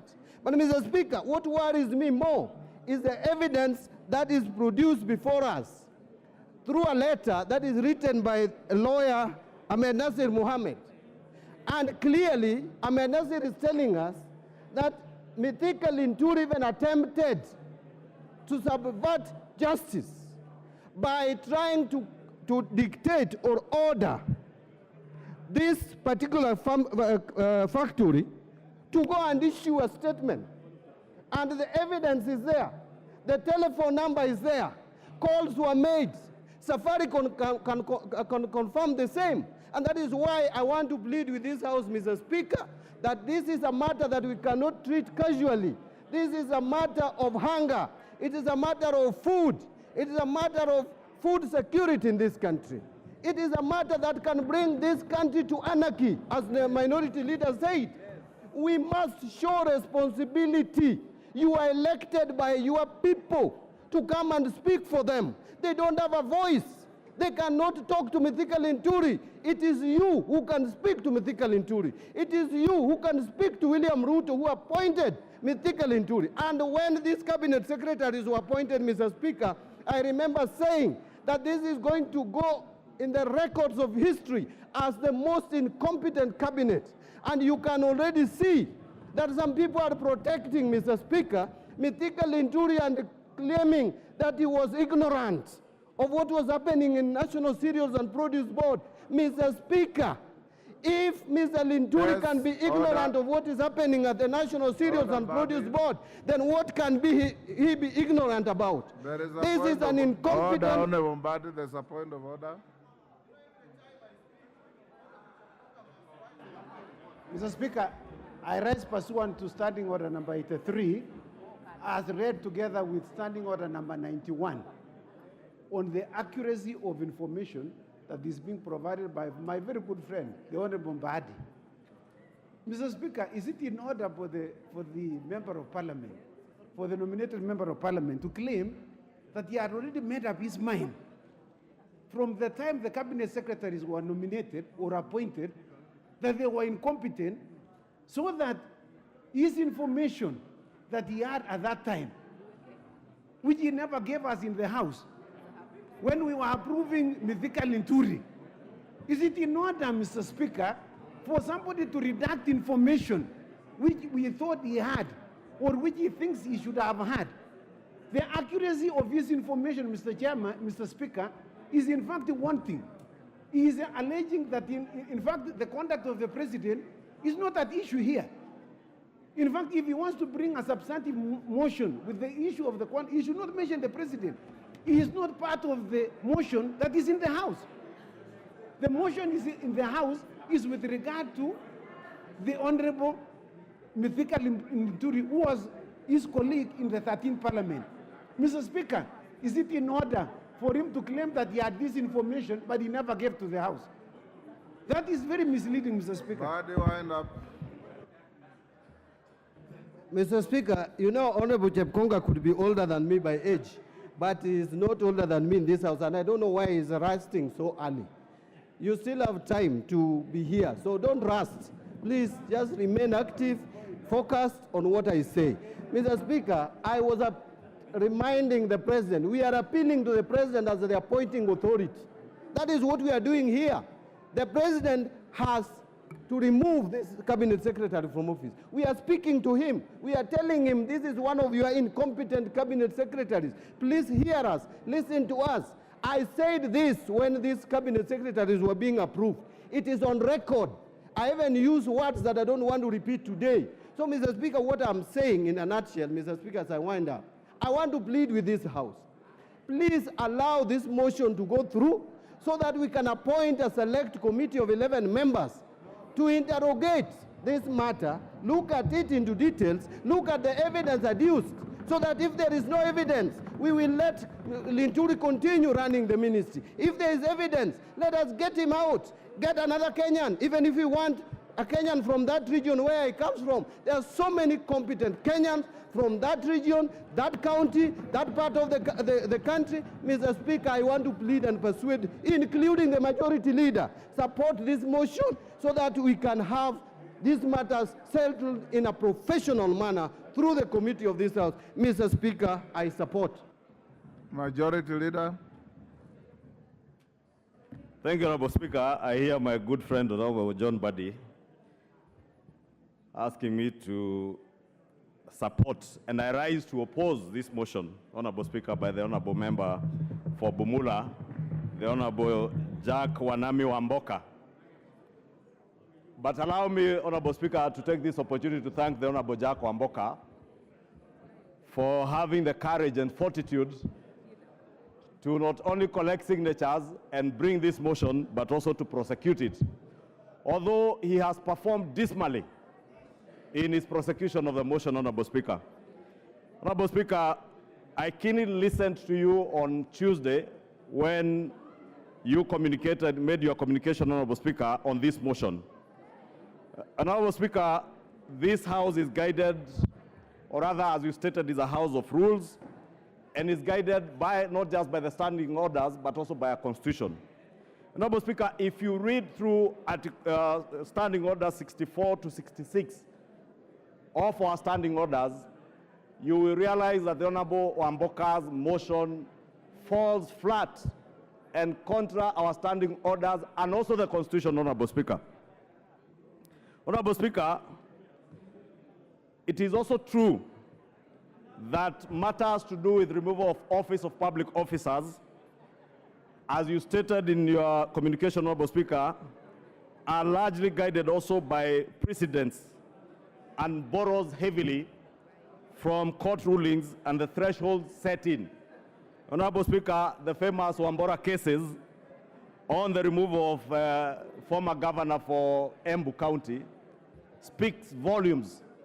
Honorable Speaker, in that case, the Wambora case, one of the things that was made clear is that there must be a very clear nexus between the person being removed from office and the alleged grounds on which that removal is sought. Therefore, the question we ought to ask ourselves, Honorable Speaker, has the mover of this motion, Honorable Jack Wamboka, created or shown us that nexus between the person being removed from office as cabinet secretary and the alleged grounds of removal? And the straight answer, Honorable Speaker, is none. There is completely no nexus between the allegations that the Honorable Jack Wamboka presented in his moving of this motion, Honorable Speaker. And indeed, Honorable Speaker, if you listen to Honorable Jack Wamboka, Honorable Speaker, if you can protect me from the members who are consulting very loudly. Honorable Speaker, I was asking if you can protect me from the loud consultations. Order. Especially here. Order, honorable members. Members on their feet. Your standing orders say only the members speaking should be on their feet. If you are in transit, then transit to where you are going. Go on. Thank you, Honorable Speaker. Honorable Speaker, I was stating that the Honorable Jack Wamboka has completely failed to show us the nexus between the allegations that he was speaking about and the person he seeks to remove from office. Indeed, in his own submission, Honorable Speaker, he has alluded to issues touching on procurement and distribution of fertilizer by the National Cereals and Produce Board.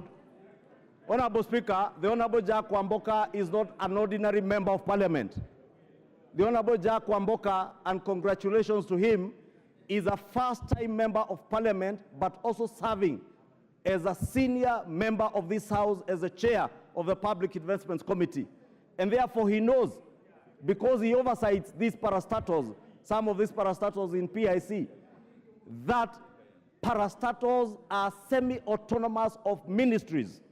And indeed, the State Corporations Act is very clear that ministers, principal secretaries or accounting officers cannot and must never be seen to micromanage parastatals or state corporations. The Honorable Amboka has failed to show us the nexus between CS Mithika Linturi and the procurement processes or distribution of fertilizers at NCPB. Indeed, Honorable Speaker, he also failed to inform the House that DCI that has been investigating this matter has already preferred charges against arrested and preferred charges which the DPP has consented to for the prosecution of officers that DCI feels might be culpable on the matter of the procurement and distribution of this fertilizer, Honorable Speaker. Therefore, I was waiting, Honorable Speaker, with bated breath for the Honorable Amboka to show us that nexus. He has failed to do so. And therefore, this motion falls flat on its face, on the face of the Honorable Jack Wamboka. Honorable Speaker, it also lacks any clear precision of the violations of law and the Constitution. And the Honorable Wamboka did not show us any clear violation of any section of the law or indeed of the Constitution by CS Mithika Linturi. Honorable Speaker, look at the probate value. And I think the Honorable Murugara had alluded to it. The Honorable Mbaya had also alluded to the probate value of the issues that the Honorable Jack Wamboka has tabled before the House. Honorable Speaker,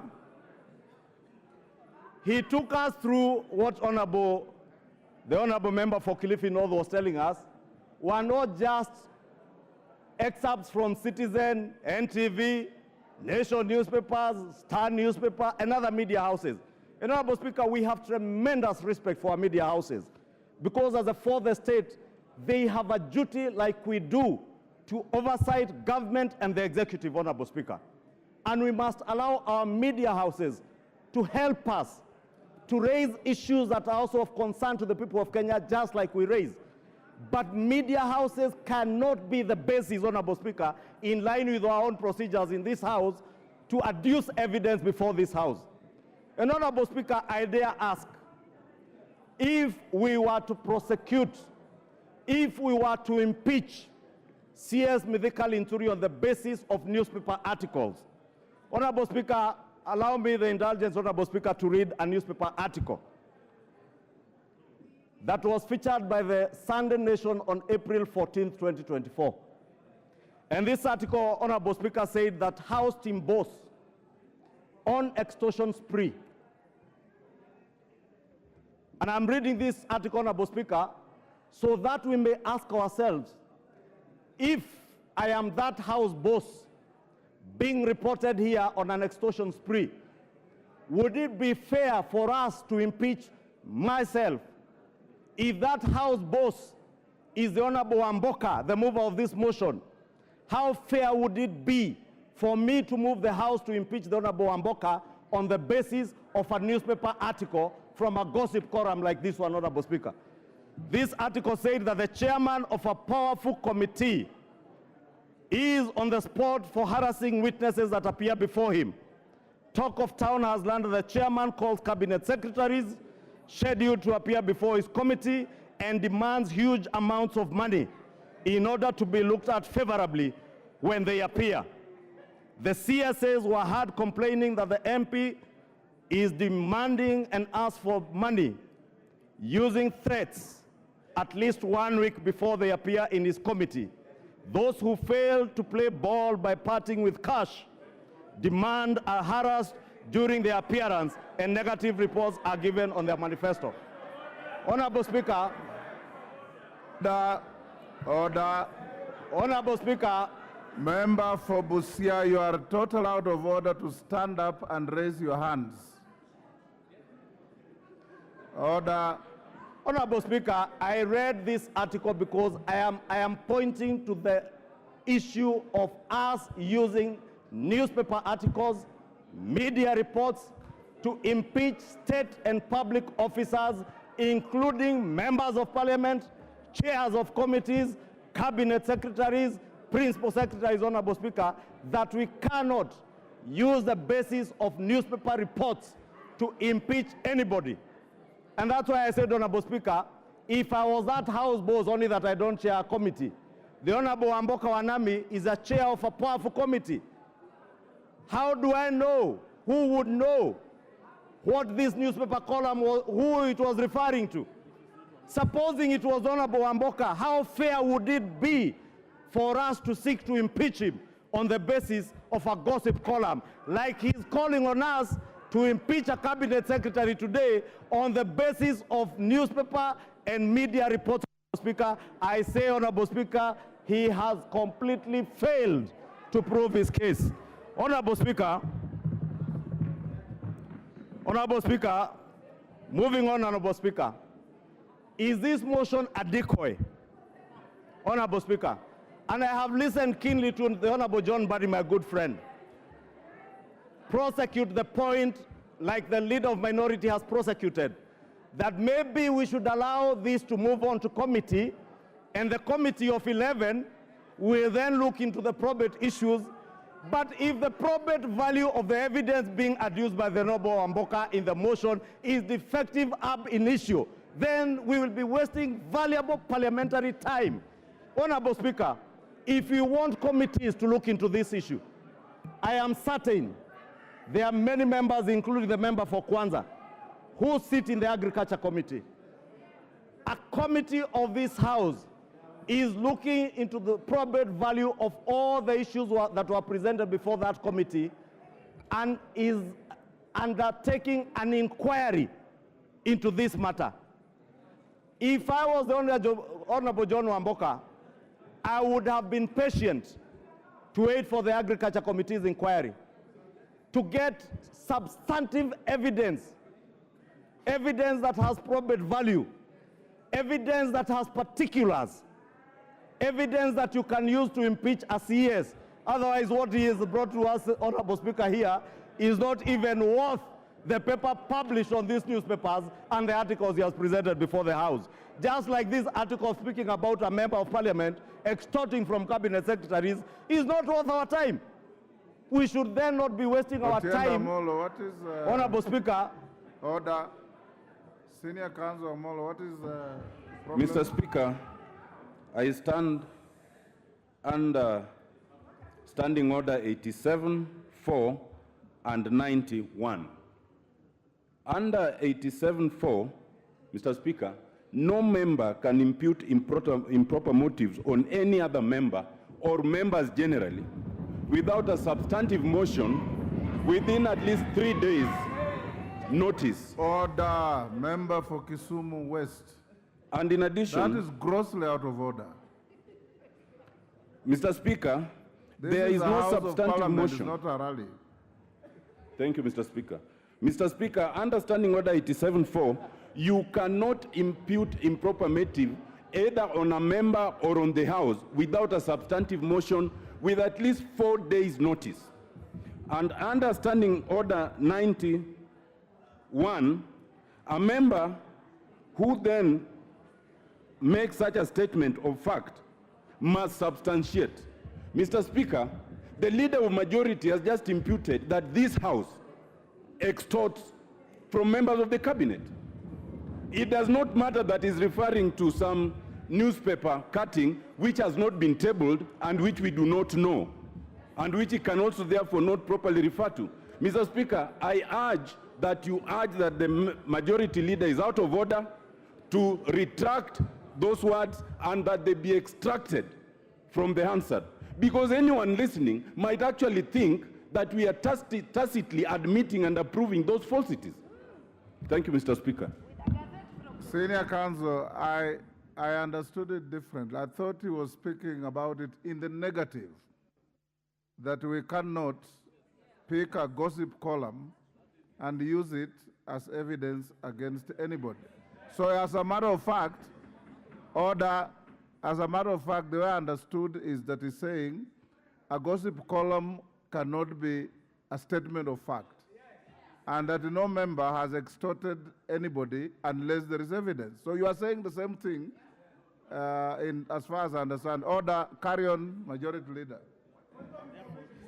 Order. Thank you, Honorable Speaker.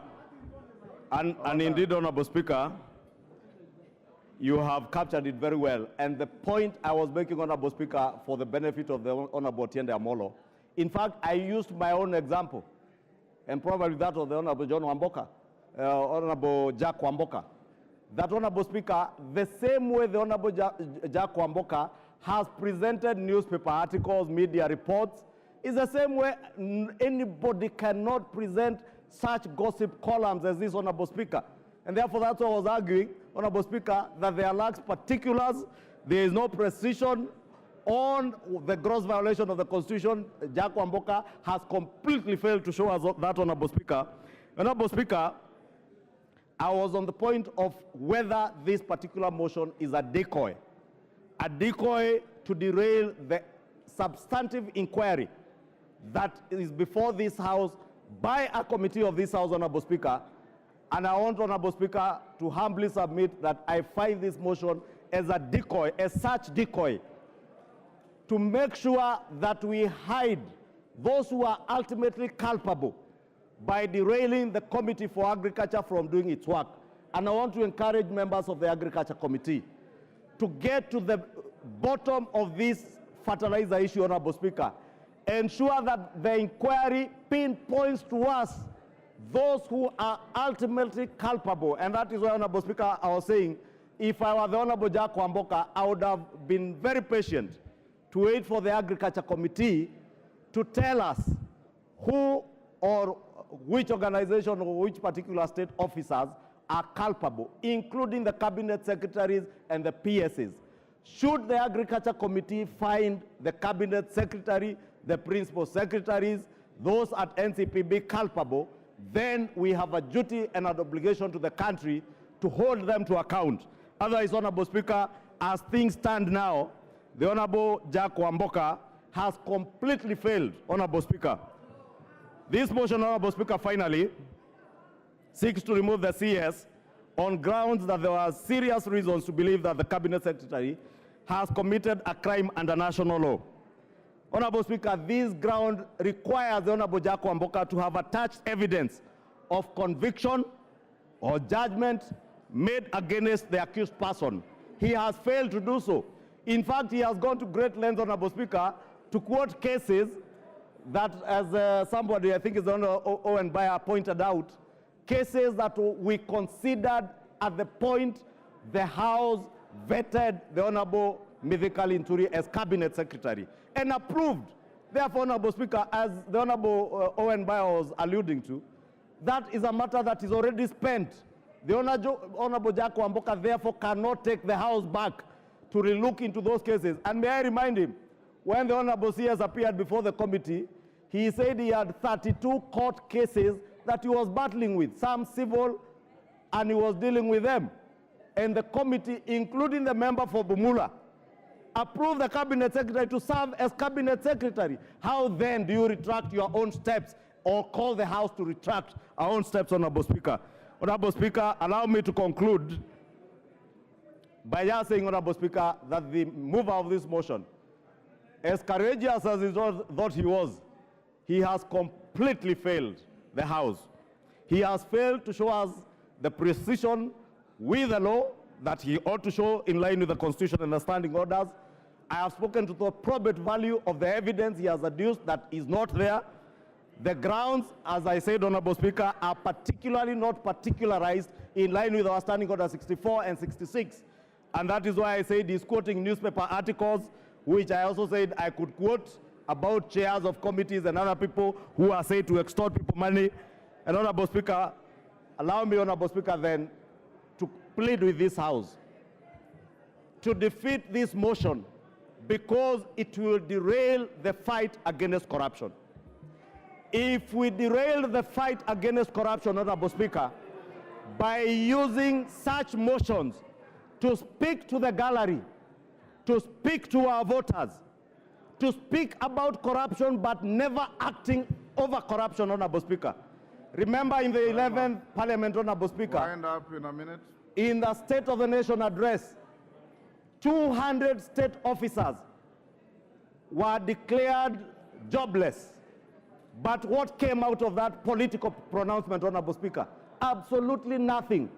That is what the Honorable Jack Wamboka is calling on this House to do, to make a political declaration in the impeachment of a CS, but get absolutely no value in the fight against corruption. Allow our Committee for Agriculture to expedite its inquiry, find those who are culpable to be charged before courts, allow DCI, EACC to complete their investigations, and call on us. If you find any public officer culpable, we shall be there to support you to impeach anybody who will be found culpable subsequent to credible investigations. But there's other political things from newspaper cuttings, my friend Jack Wamboka, falls flat. And I would beg you this early to withdraw this motion to save yourself from the embarrassment, Honorable Jack Wamboka. This is why the Constitution put a very high threshold. Daniel Manduku. Daniel Manduku. Nyaribari Masaba.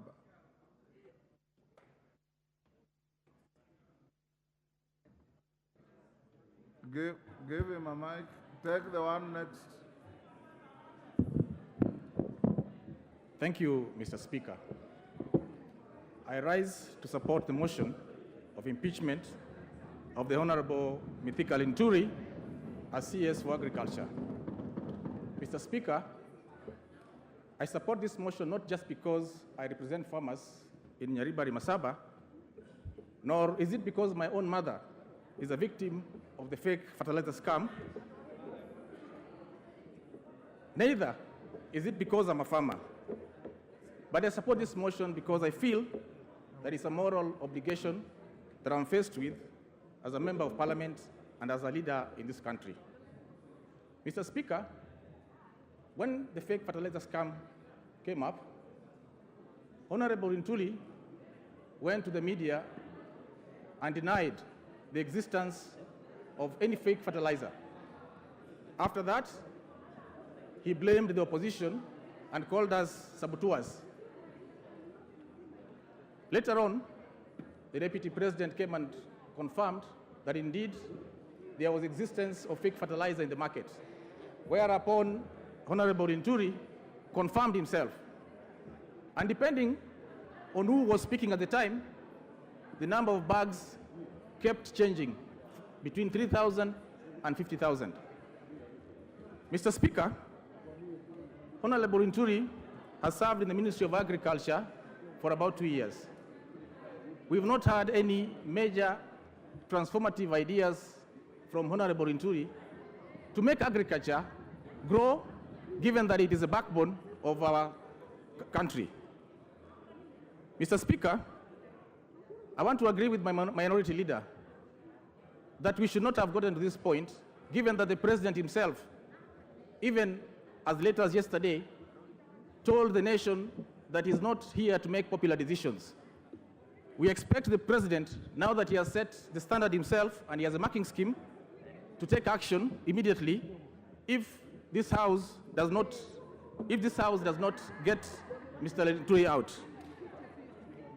Honorable Speaker, our agriculture sector has faced a serious downturn, and it is time that the President puts somebody who can upturn the sector, given that millions and millions of our people depend on agriculture. Mr. Speaker, looking at the evidence before us today and hearing the submissions by members, it is very obvious that right from the procurement, manufacture, distribution, warehousing, and eventual delivery of the fertilizer, Honorable Nturi's hands and feet are all over these documents. There is sufficient evidence, Honorable Speaker, to send Honorable Nturi home. My plea to my friends, especially members of parliament from areas that practice agriculture, is to put aside our party positions and look at this as a critical national agenda and support the removal of Honorable Mithika Linturi as CS for Agriculture on the basis of his incompetence and lack of collective responsibility. Mr. Speaker, if the President wants to know the real saboteur in his cabinet, he should point at Honorable Mithika Linturi. Our farmers, if you get a low yield this year, or your crop fails, point at the face of Honorable Mithika Linturi. To our children who are watching TV today, if your teacher asks you what the definition of incompetence is, tell him it is Honorable Mithika Linturi. Thank you, Mr. Speaker.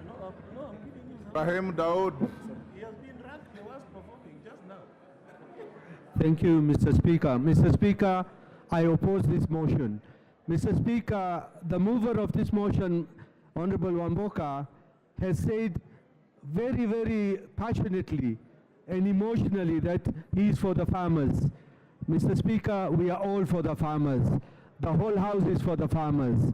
Mr. Speaker, he should lay the blame where it is and not at the feet of the Honorable CS. Mr. Speaker, on our order paper, page 508, he says serious reasons for believing that the Cabinet Secretary has committed a crime under national law. We go to the second one, B, where he says he faces criminal proceedings in relation to 6 pending civil, commercial, and family suits. Mr. Speaker, what has his family suits got to do with it, or civil suits? Mr. Speaker, when we were approving, because I was in the appointments committee, where we did with Honorable Opio Wandai and the others, and the minority whip, a majority leader, deputy majority leader, we did the vetting of the CS. And yes, he did say, yeah, he had those cases. But Mr. Speaker, those cases are in a court of law. So is he now bringing other things which are not related to fertilizer in his pleadings? Mr. Speaker, I think that is completely wrong. Secondly, Mr. Speaker, on the same page, he says that the Cabinet Secretary supplied misleading information. That one is in 1E, where 51 Capital Africa was given a contract which was signed by NCPB in the year 2022, when Honorable Mithika Linturi was not even the CS.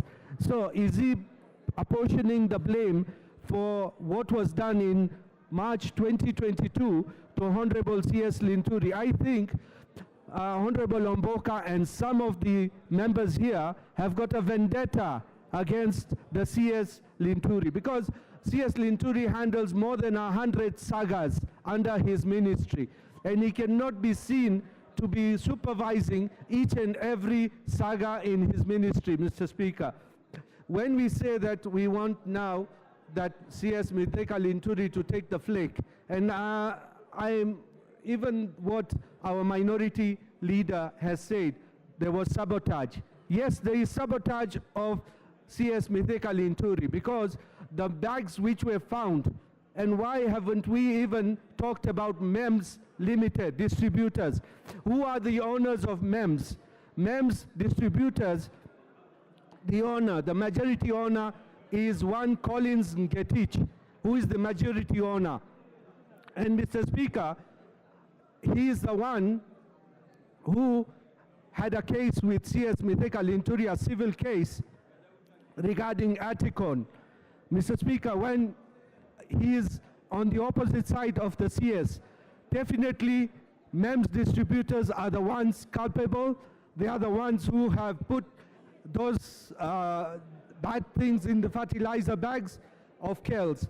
Mr. Speaker, Honorable Wamboka has said the CS tried to call KEL Chemicals Director, Kumar, more than 20 times. Mr. Speaker, I can be calling even the majority leader or even you, Mr. Speaker, and you may not pick my call. Even sometimes I call my friend here, Mheshimiwa Ronald Karaure, for more than 20 times. He doesn't pick my call. So what does it mean? Or when I talk to him, have they got records of what I talk to him about? So, Mr. Speaker, you cannot be said that I called somebody for 20 times when you do not know what the conversation was about. It's a matter of conjecture that Honorable C.S. Mithika Linturi called Cal Chemicals director. And Cal Chemicals have said more bags were supplied. So what happens to those bags is MEMS to tell us what exactly happens. So, Mr. Speaker, this motion is not going anywhere. We are with the CS Linturi because he is not culpable. Let the culpable people be taken to court and let the Agriculture Committee finish its job. Thank you, Mr. Speaker, and I oppose. Sabina Chege.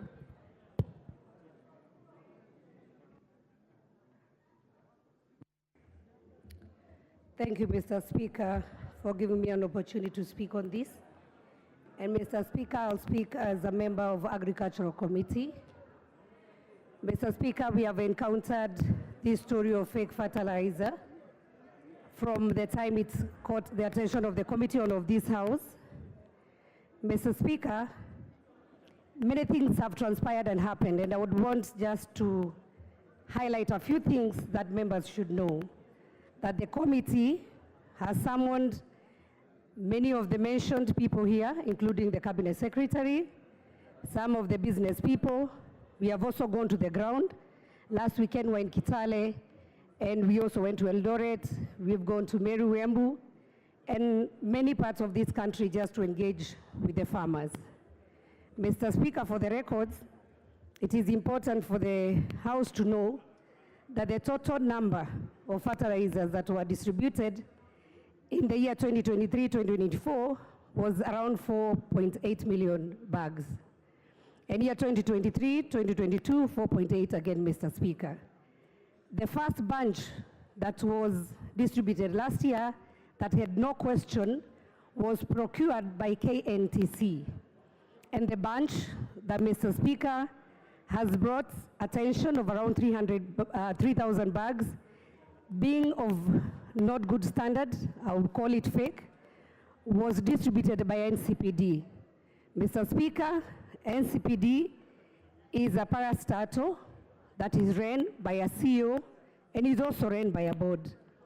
And Mr. Speaker, when we were following this as a committee, how, Mr. Speaker, do we get a manufacturer by name MEMS being given a contract to distribute fertilizer that he had not produced before, approaches a company called Cal Chemicals and requests them to produce Cal Green, and the formula given, Cal Green goes to KEBS and also gets the approval. Mr. Speaker, after Cal Green gets the approval, they do the first 50,000 bags that were of good qualities. And when you spoke to the farmers were happy. But later, NCPD again, Mr. Speaker, gives a contract to the same company, MEMS, that is not a manufacturer, it is just a supplier and a distributor, to distribute extra 500,000. So what happened, Mr. Speaker? As a businessman, people became greedy. And so the total bags that were distributed and that were on record by Cal Chemicals, which is Cal Green, was 69,000 only, Mr. Speaker. And remember, we have around 4.8 million bags that has been distributed in this republic. And so, Mr. Speaker, I would like this House to ask itself, who is guilty? Mr. Speaker, we may be a bit emotional. We may be upset because for sure farmers are suffering, Mr. Speaker. That's the truth. It is also important for this House to know, Mr. Speaker, that there is one fertilizer, which is Cal Green, that was distributed through the government program. Then there is another fertilizer, that is GPC, that was done by a different company, which approached NCPD. and requested them to distribute for them, not as a government program. This is where you saw, if people followed in the media, where some soil was mixed with some manure, and it was called organic fertilizer.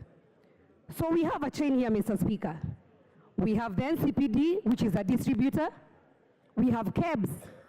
This specific Mr. Karaoke, who is the person behind the GPC fertilizer, when he asked him what he was supplying, he ashamedly told the committee to ask KEBS what he was supplying. So even himself, he didn't know what he was supplying to our farmers. Remember, this was not part of the government program. So Mr. Speaker has prosecuted this matter. And I have a lot of respect to my honorable member who brought this motion. I would ask honorable members to take time, allow the committee to bring a proper report on what happened. Because, Mr. Speaker, we have crooks as businessmen. These people should be named in this house, they should be shamed, and they should also be jailed, Mr. Speaker, for taking advantage of innocent farmers. Mr. Speaker, and I know many people here, they'll say, maybe the CS is arrogant, he's uncouth, he's not even qualified. It's neither here nor there, Mr. Speaker, because we pass the same CS here. But the question is, who gave our farmers fake fertilizer? Who gave?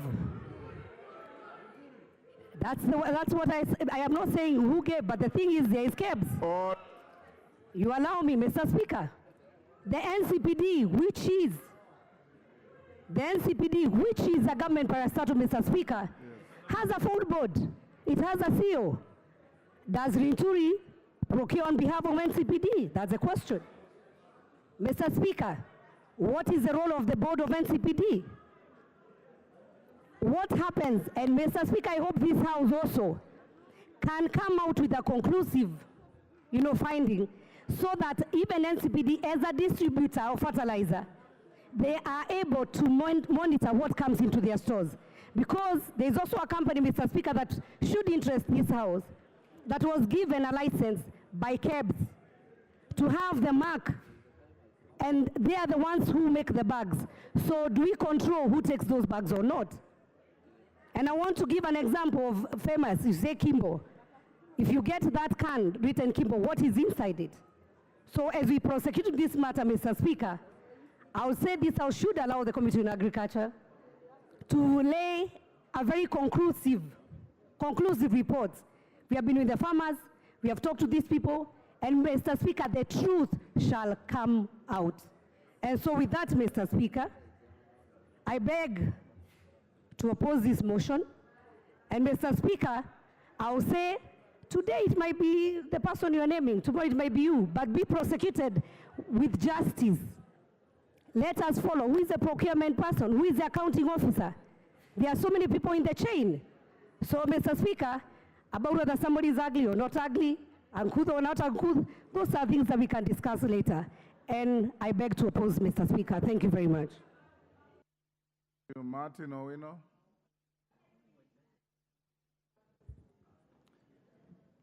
Thank you, Mr. Speaker. From the onset, I support this motion.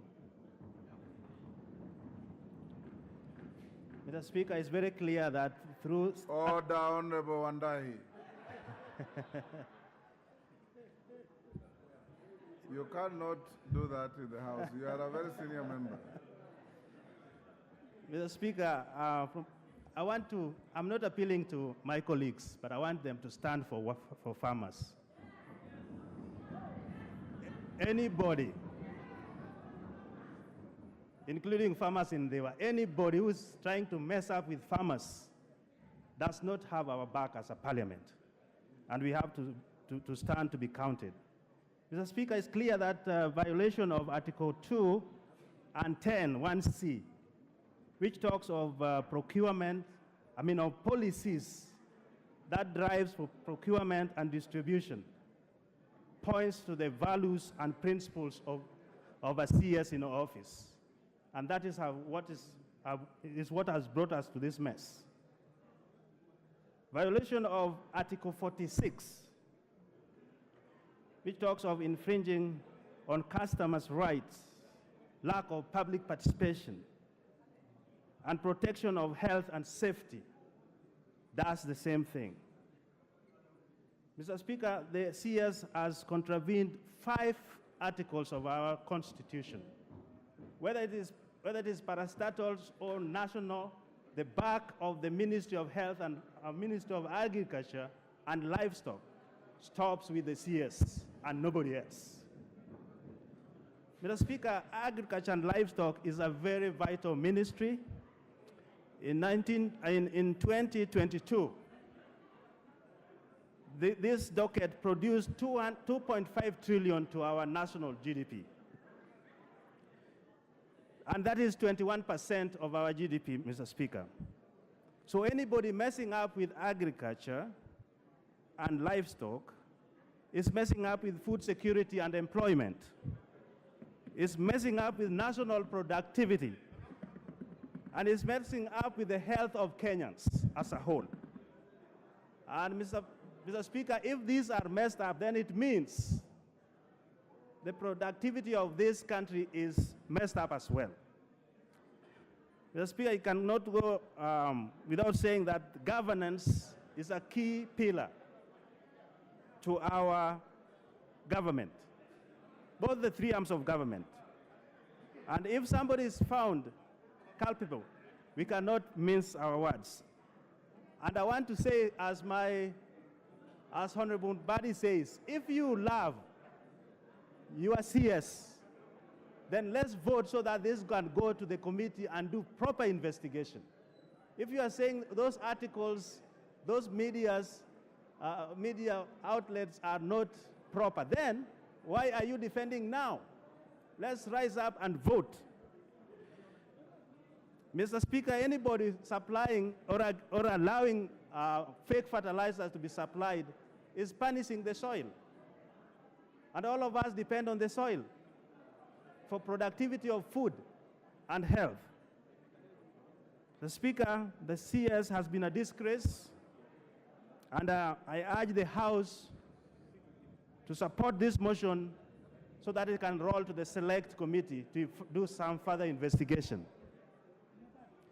Mr. Speaker, dignity of our citizens depends on the behaviors and activities of these CSS, wherever they go, nationally or internationally.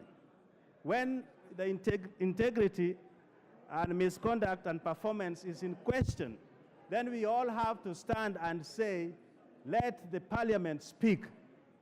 And therefore, we are going to vote, and this is where I appeal to you. Let us vote and let parliament be looked at as people's representation who are serious and who are ready to stand for them. Mr. Speaker, if agriculture, the way it is being messed up now, with the fake fertilizers and floods, which will lead to poverty, excessively poverty, lead to disease burden, and will also lead to disabilities and mortalities. This is a serious issue that does not require partisanship. Let us all stand, vote for this so that it can go to the Select Committee.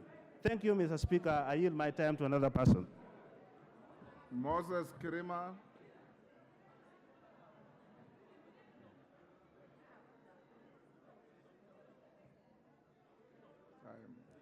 Thank you, Mr. Speaker, for giving me this opportunity to contribute to this very important motion as pertains to the impeachment of the Cabinet Minister.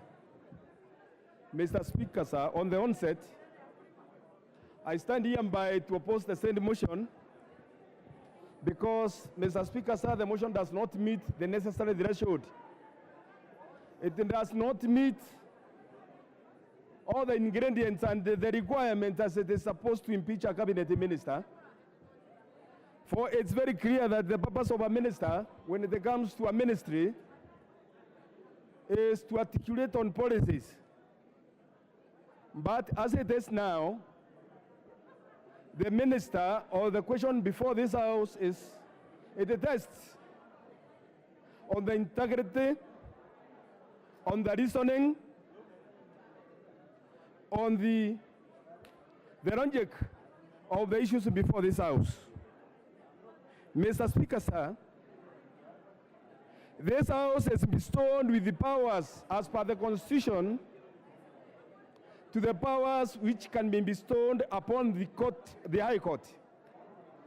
The powers of this House are those powers which are bestowed to the High Court. Mr. Speaker, if you look at Article 125 of the Constitution, it is stated clearly that the departmental committee, which has been given a responsibility to investigate issues upon fertilizer, has the powers to summon witnesses, to give verdicts, and this has been done.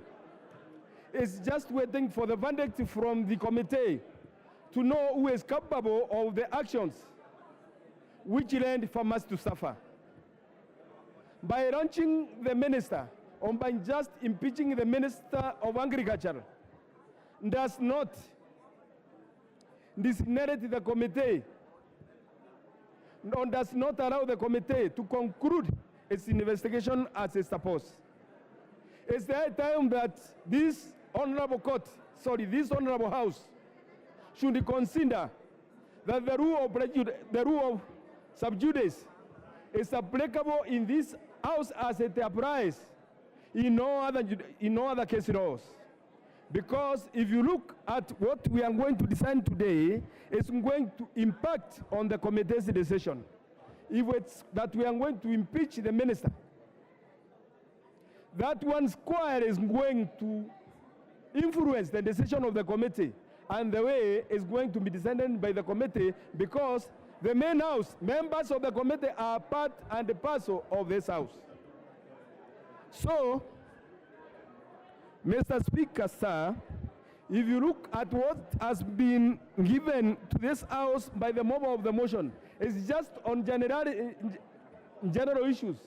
It's on generalities. There is no provision which specifically has been pinned against the minister.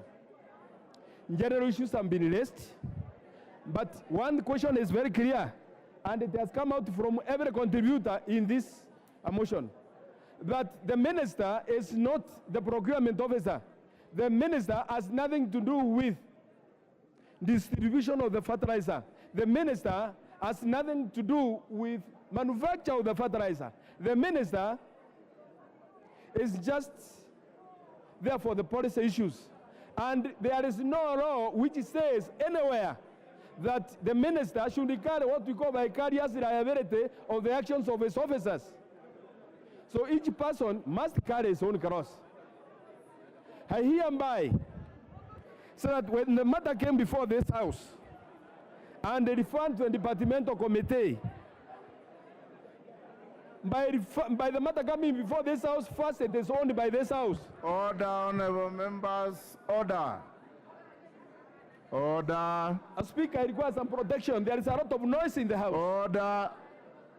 And it is meant so that they cannot be heard. It's only going to the hands and I'm not being heard because of a lot of noise. Order, members. Consultation shouldn't be on the volume. Order, member for Thika Town. Order. Order, members. Can we hear the member on the floor? Mr. Speaker, sir, what I'm saying is that when the matter came, the matter of agriculture and the fertilizer and distribution, and the way of the fake fertilizer came before this house, the matter was seized by this house to be part and parcel of the proceedings of this house.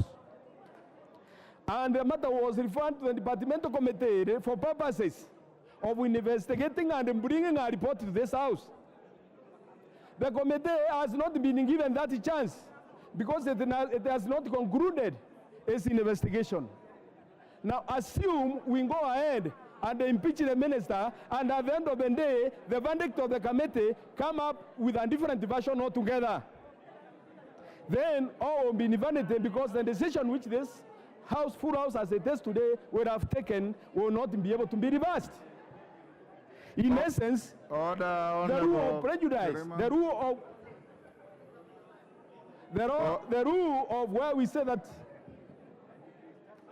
a matter which is being handled by a competent committee which has powers and which is a quasi-judicial, which has quasi-judicial powers, is being brought before this house, yet the committee insists of the same and it has the same powers. For it is a creature of this house, and what about the decision it makes, it is going to bind this house.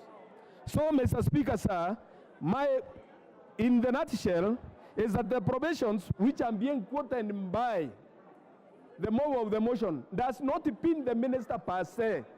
The provisions are just in general terms, just to make sure that it moves and it wipes the members' sympathy. Yes, we sympathize with the farmers who are affected, but who is capable of the issue? Who is involved in manufacturing the same fertilizer, distributing and making sure that it is procured to the extent that it's going now to mess the farmers? Is that the minister? The minister has nothing to do with that one. This is just policy articulations, of which cannot be what we know very well that it's supposed to be even an executive responsibility, general responsibility. And as for that, I believe that the powers of this house are similar to those of the courts, and if the powers of the courts can talk of the rule of prejudice, here we are. It should be considered, and we should not consider a matter which is pending before the committee. Thank you, Mr. Speaker, sir. I thereby order, honourable members. Order. Order, honourable members. Order. Order, honourable members. Order. Members on their feet. Member for Nyeri, take your seat. Honorable Mukami, you've just walked in and you are looking disorderly. Honorable members, I had promised that by 12:30, the mover will be called upon to reply. Mover. Thank you, Honorable Speaker. I would want, out of my 10 minutes, to donate 2.5 to Honorable Mbui and 2.5 to Honorable Senior Counsel Otienda Amolo. But very quickly, Honorable Speaker, if you do. Okay. Thank you, Mr. Speaker.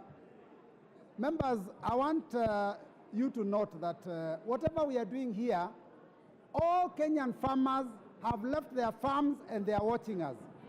And Kenyan farmers have already been disgruntled, Mr. Speaker. There are some farmers who bought fertilizer, and when they took it to their farms, their crop is failing. Mr. Speaker, as we vote today, let us vote with our conscience. Mr. Speaker, we have talked about this issue of corruption from time immemorial. And it is unfortunate, Mr. Speaker, that after speaking in funerals, in church harambes, in birthday parties, we come to the house, and when we are called upon to make a decision, we make the wrong decision. Mr. Speaker, this one should be the day that Kenyans will know that this house understands its powers and can use its powers for the fact for which we were put here. Mr. Speaker, it's unfortunate that we have been here. Order, members. Order, members. Order. Order, members. Member for Keharo, break the Kamukonji. Order, members. Order, members. Honorable Kitur, take your seat. Members, order. We'll hear Honorable Mbui. Mbui, continue. Yeah, thank you, Mr. Speaker. Madam Speaker, sorry.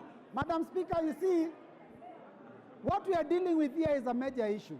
And it is unfortunate, Madam Speaker, when you see members, they don't want to listen, and they're already discussing their issues. Madam Speaker, it's unfortunate. We fought corruption from time immemorial. Today we have an opportunity to cast a vote that is going to tell Kenyans on whose side we are. Are we on the side of the people that are making phone calls in the night, Mr. Speaker, or are we on the side of the farmer, of the Kenyan that brought you to this house? Kenyans, watch your member of parliament and how they vote. Those that vote against this bill are people that must go home. 2027 is coming. You will go home if you vote against this bill. Let us vote in support of Kenyans. Thank you, Madam Speaker.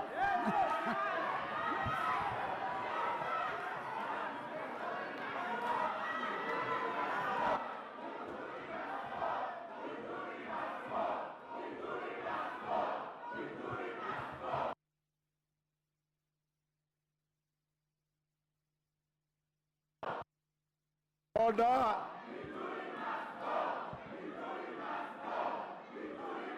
Order. Order. Order. Order.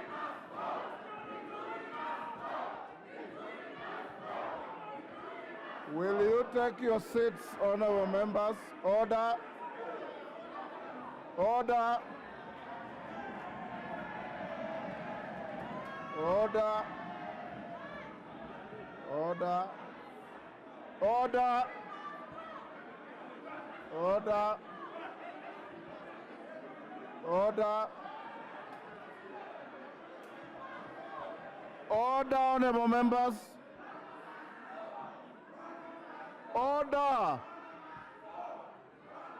Order, order, order. Order.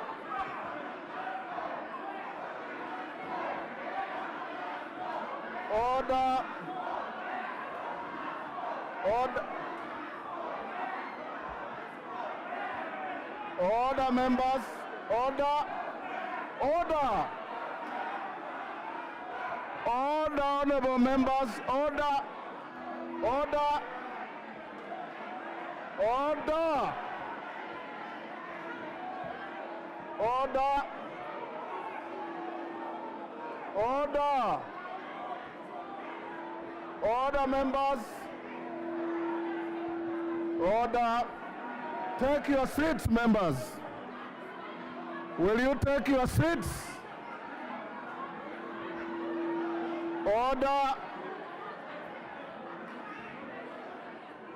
Order, members.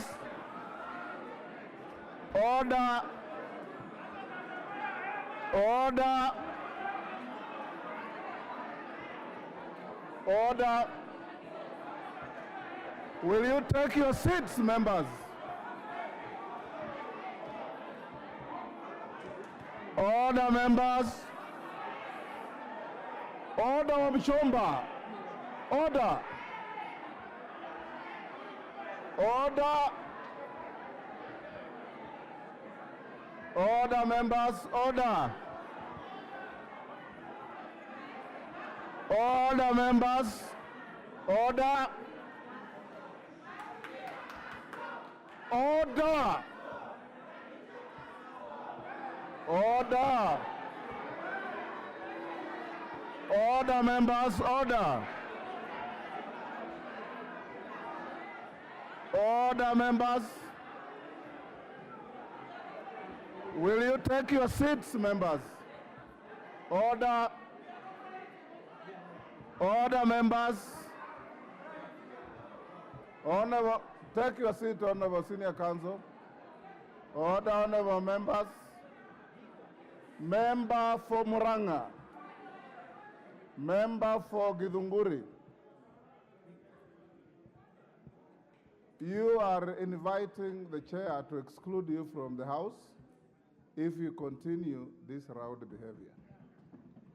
You are supposed to be honorable members, and you carry honor to this House for the people who elected you, not by shouting. Kofi Annan always said, I have a soft voice with a strong, powerful message. What I'm seeing happening, and some members like member for Githunguri, member for Kisumu West. If you continue this rowdy behavior, women rape for Busia, in fact, I have always operated under an illusion that our female colleagues carry greater levels of decency than the male ones. Today, it appears to be the total opposite.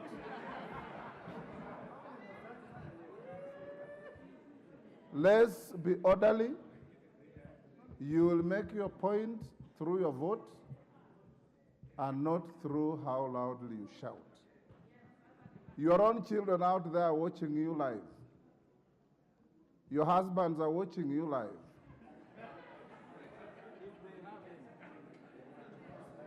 If you continue behaving like that, it is most unfortunate.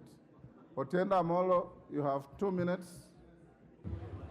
Thank you, Mr. Speaker. 2 minutes. Mr. Speaker, I must confess that the Honorable Mithika Linturi is my friend, and because he's my friend, that's why I'm supporting this motion.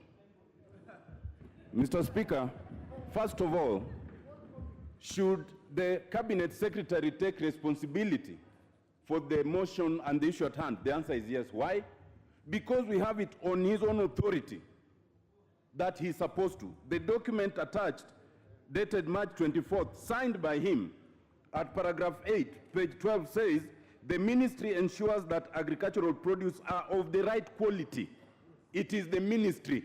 Who is the head of the ministry? The Cabinet Secretary. Mr. Speaker, secondly, should we defeat the motion so that the Agriculture Committee completes its work? The answer is no. Why? A select committee under Article 152 is superior and has a very clear timeline than the Agricultural Committee. It only has 10 days. So all the reasons adduced in defense of the Cabinet Secretary should be adduced to that select committee. If you believe the minister is without culpability, support the motion so that we have that committee, so that it says the minister is not culpable. What we are dealing with is more than criminal responsibility. What we are accusing the minister is what we call culpable maladministration. Someone has to take political responsibility. If we don't go as high as the president, we must go as high as the minister. Mr. Speaker, we speak for the Mira farmers of Meru, for the coffee farmers in Central Region, for the tea farmers and the maize farmers in the Rift Valley region. And that is the club, that is the, that's the area that feeds this whole country. If we as a National Assembly cannot speak for them, who will speak for them? The president could have served us this and sacked the minister. But because he has not, we must stand up to be counted. Thank you, Mr. Speaker. Order, you only donated to 2 members. Honorable Speaker, I beg your indulgence. I will not indulge you. Can you reply? Sarah was my second. I will not indulge you, either forfeit your time or reply. Honorable Speaker, and Honorable Nabi is my angle. A curse may befall me, Honorable Speaker. Just 1 minute. Either you reply or you take your seat. Honorable Speaker, I want to implore to this House again, once again, honorable members, we are people's representatives. We were voted by farmers who cannot even afford a meal, honorable members. Honorable Speaker, my heart goes to those women in the villages who are watching us now on TV, who went to buy fertilizer and turned out to be fertilizer gushi. Honorable members, kindly, it is not about Kenya Kwanza, it is not about Azimio. It is a moral question. We are not targeting the Meru community, honorable members. Members, you would understand this is not the first scandal that has fallen at the feet of this minister. We had wrong sugar. Honorable Speaker, we had contaminated sugar released for public consumption, for crying out loud. For how long do you want the members of the public to suffer so that as a house we act? Mithika is a minister. They went and imported sugar. that was contaminated, that was not good, that was not fit for human consumption. It went to the people. Cancer cases are now very high. There is a close relationship between cancer and contaminated sugar, edible oil. For when are we going to stand for our people, honorable members? I beseech you as your colleague, that let's listen to the suffering of the Kenyan people, of the Kenyan Wamboi, of the Kenyan Wanjeku, who cannot be here to speak. Please, for once, let's listen to them. It is not about parties. It is not, and I insist, it is not. Now, Honorable Speaker, a lot of people were reluctant to append their signatures because members of this House have used that opportunity to go and collect bribes from people. Order, Honorable Wamboka. You are out of order. I withdraw, Honorable Member. You are totally out of order. I withdraw. On that, I withdraw and apologize. Order. Order, Honorable Members. Order. Order. Honorable Wamboka. Order, Honorable Members. Order, Sirma. Don't get carried away. Order. Don't get carried away and cast aspersions against your colleagues. Just stick to your motion. I withdraw, honorable members. Withdraw and apologize to the House. I withdraw and apologize. Thank you. And honorable members, I beg to reply. Thank you, Honorable Speaker. Order, honorable members. Order. Order, honorable members. Before I put the question, order. Before I put the question, you know this is a motion that has constitutional guidance as to the threshold of the vote. So once I put the question, we'll not have a voice vote. We'll proceed to ring the bell, and I direct that the bell will ring for 5 minutes. Once we close the ringing, we draw the bars, and I did direct you earlier on that we must save the House's time by voting electronically. I hope you have your gadgets working.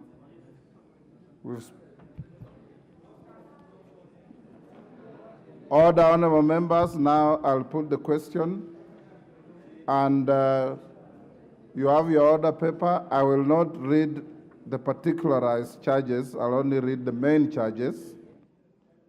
That pursuant to the provisions of Article 152(6) of the Constitution and Standing Orders 64(1)A and 66, this House resolves that the President dismisses the Honorable Franklin Mythical Induri from the office of Cabinet Secretary for the Minister of Agriculture and Livestock Development on the following grounds. Order. Order. 1, gross violation of the Constitution. Gross violation of Article 46 of the Constitution. Gross violation of Article 73 of the Constitution. Gross violation of Article 201 of the Constitution. Gross violation of Article 232 of the Constitution. Serious reasons for believing that the Cabinet Secretary has committed a crime under national law. A, serious reasons for believing the Cabinet Secretary has committed a crime under Sections 100 and 101 of the Penal Code, Cap 63.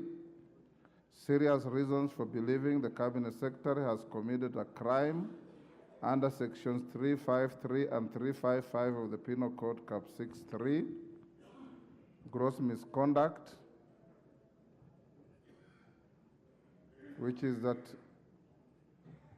the Minister has failed to exercise public trust in the best interest of the people of Kenya, and this amounts to gross misconduct, contrary to Section 8 of the Leadership and Integrity Act, Cap 185C.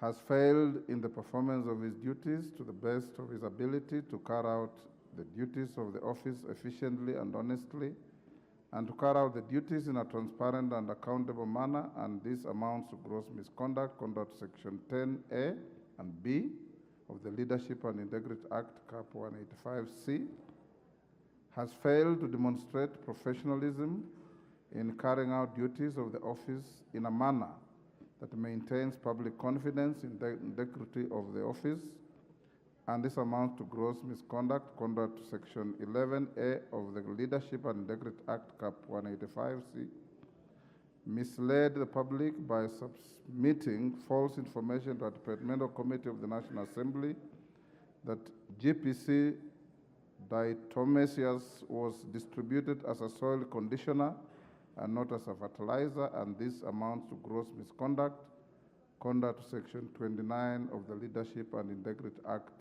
Cap 185C. Will you now, Sergeant, ring the bell for 5 minutes?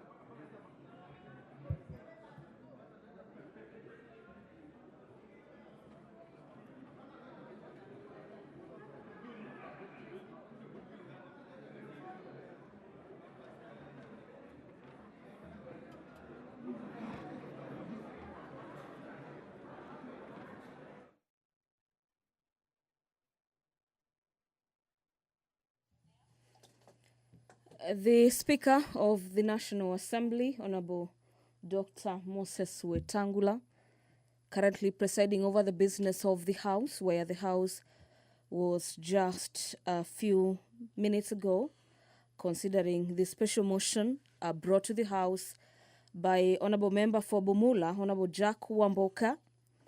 The special motion pertains the dismissal of Honorable Mithika Linturi as a Cabinet Secretary for Agriculture, Livestock and Development.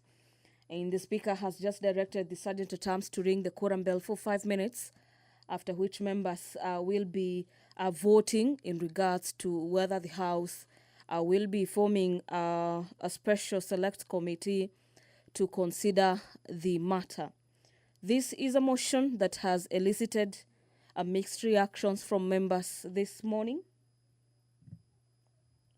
Some in support of the motion, saying the buck stops with the Cabinet Secretary and that there's need for the country and for the Parliament to protect the country's food basket and the farmers at large. Members against the motion say that they are responsible entities that are charged with the responsibilities of procuring fertilizers for farmers, and therefore the Cabinet Secretary is not the accounting authority in regards to this particular docket. These are interesting perspectives that came from the chamber this morning, and we'll be awaiting to see how the members will be voting. This will be an electronic vote that members will be undertaking in a few minutes, say in the next 2 minutes or so, to determine whether the House will be proceeding to form an 11-member committee to investigate the charges leveled against Franklin Mithika Linturi, the Cabinet Secretary for Agriculture and Livestock. In the motion by the member for Bumula, the member has listed a couple of grounds for removal. Among them, a gross violation of the Constitution. In the motion, the member states that the minister committed gross violation of the Constitution provision by not undertaking, among others, public participation with leaders, stakeholders, or even departments within the ministry in the implementation of far-reaching policy decisions on matters to do with the procurement and distribution of fertilizer. And according to the honourable member, this action by the Cabinet Secretary violated the provisions of the Constitution on national values and principles of good governance. as required by one who is holding a state office. The member for Bumula, who is the mover of this motion, also says in this motion that the Cabinet Secretary committed gross violation of the Constitution by approving procurement and distribution of fake fertilizer by the National Cereals and Produce Board. This, he says, is a gross violation of national values and principles of good governance, so as far as he acted as a state officer to make as well as implement a public policy and approve the procurement as well as distribution of fake fertilizer. And this is contrary to Article 10, subsection 1B of the Constitution. Members of the Take your seats, members. Order. Take your seat. Order, honorable members. Order. Take your seats. Order. Order, members. Member for Kericho, take your seat. Order, members, take your seats. Honorable Bashir, take your seat. Order. Order, honorable members. Take your seats and keep your silence.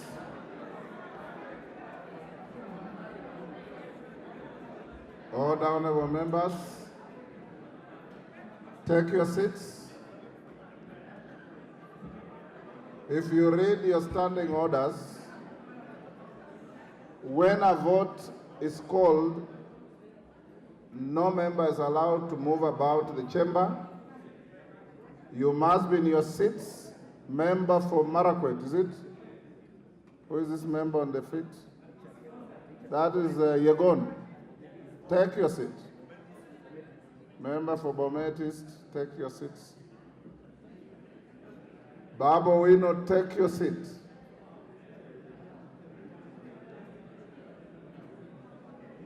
Members, in your induction, I'm sure you remember you are told during voting time, no member is allowed to walk about the chamber.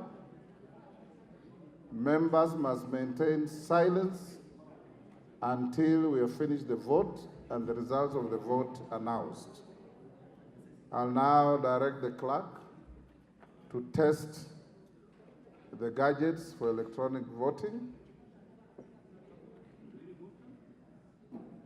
After they confirm that we're okay with that, then you'll be advised to log in. Can we now have the bars drawn? Any member who is out once you draw the bar will not be allowed in. Doors locked.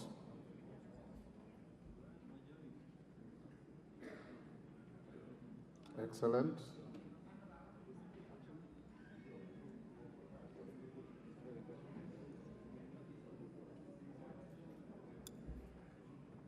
Clerk, are the gadgets working? Maintain your silence for 1 minute as they test the gadgets.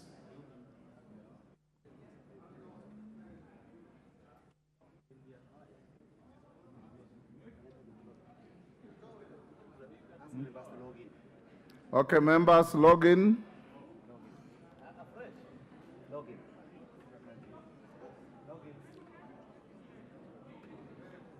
Members, log in.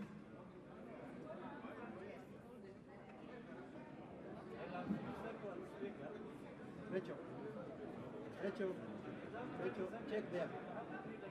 Check there. Oh, Donna Kipagendi, what are you doing in the aisle? Take your seat, I'll give you an opportunity.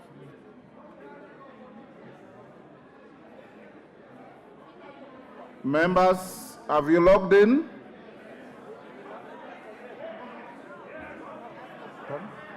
Okay, now that was a trial run. Now remove your cards. Log in. There are 3 votes, yes, no, and abstention. Members, you may now proceed to vote. Hold on. 60 seconds. Yes. You log in for 60 seconds. Order, honorable members, can you pull your gadgets again? When you log in, you hold for 60 seconds. Then the equipment will be automatically activated for you to vote. So once you log in, you wait to be told to vote. Okay, log in now.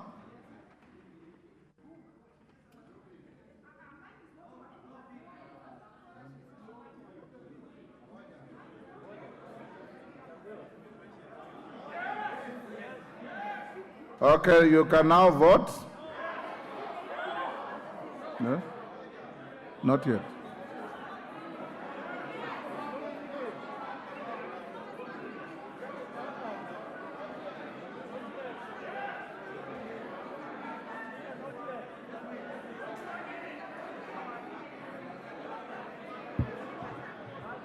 Is it malfunctioning? Eh?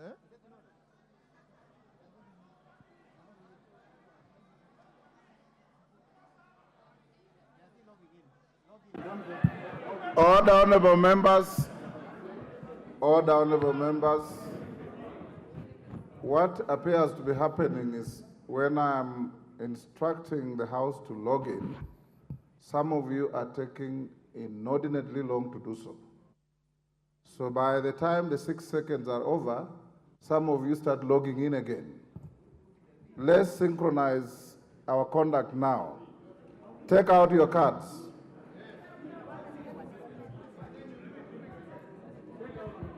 Take out your cards. Log in. Okay. And remain silent.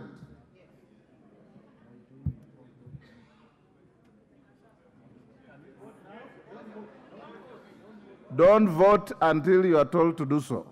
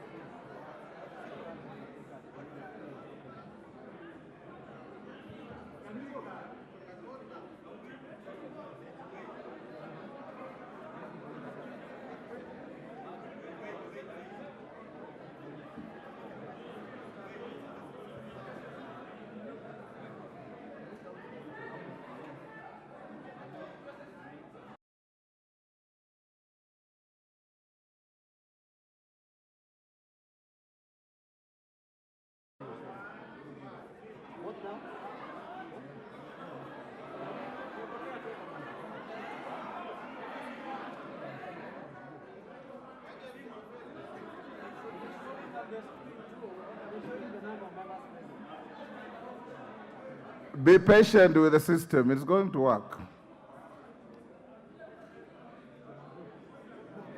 Vote now.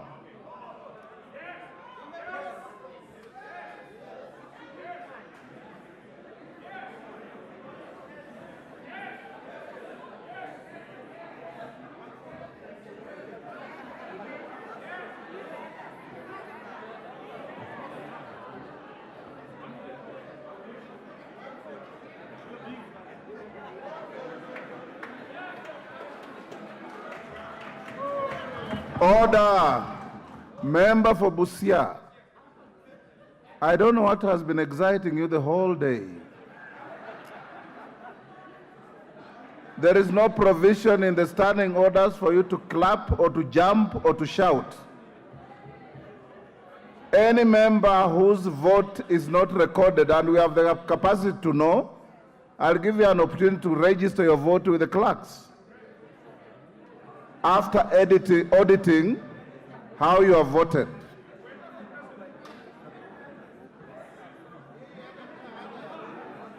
Order.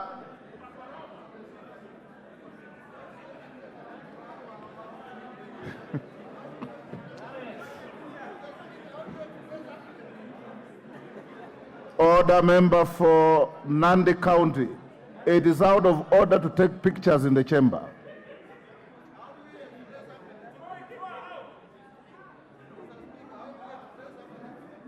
Order.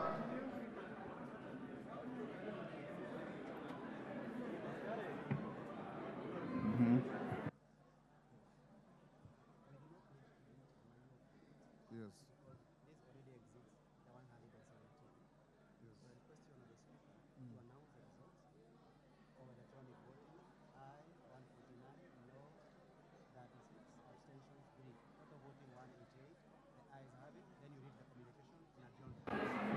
Order, honorable members, order. It doesn't matter. Take your seat. Order, honorable members. Order. Order, honorable members. I know there could be members whose gadget may have malfunctioned. This is a vote that has a critical threshold. Once we have reached the threshold, it matters not whether you voted or not, because that's what it is. Now, the results of the electronic voting is as follows. Order, Honorable Mbadi, you are lucky the bars are drawn. You would have walked out. The results of the vote are as follows. Ayes 149. Order, the noes 36. Abstentions 3. The threshold required to carry the vote is 117. So the vote is carried. The ayes have it.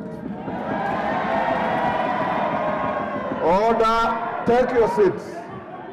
Order. Order. Order, honorable members.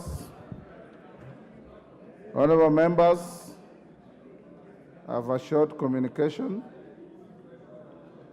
Following the resolution of the special motion, order. Order, honorable members. Following the resolution of the special motion under order number 13 relating the removal of Honorable Franklin Mithika Linduri from the office of the Cabinet Secretary for Agriculture and Livestock Development pursuant to Article 152(6) of the Constitution, I wish to guide the House on the next process as envisaged in the Constitution and our standing orders. Honorable members, Article 152(7) of the Constitution requires that, and I quote,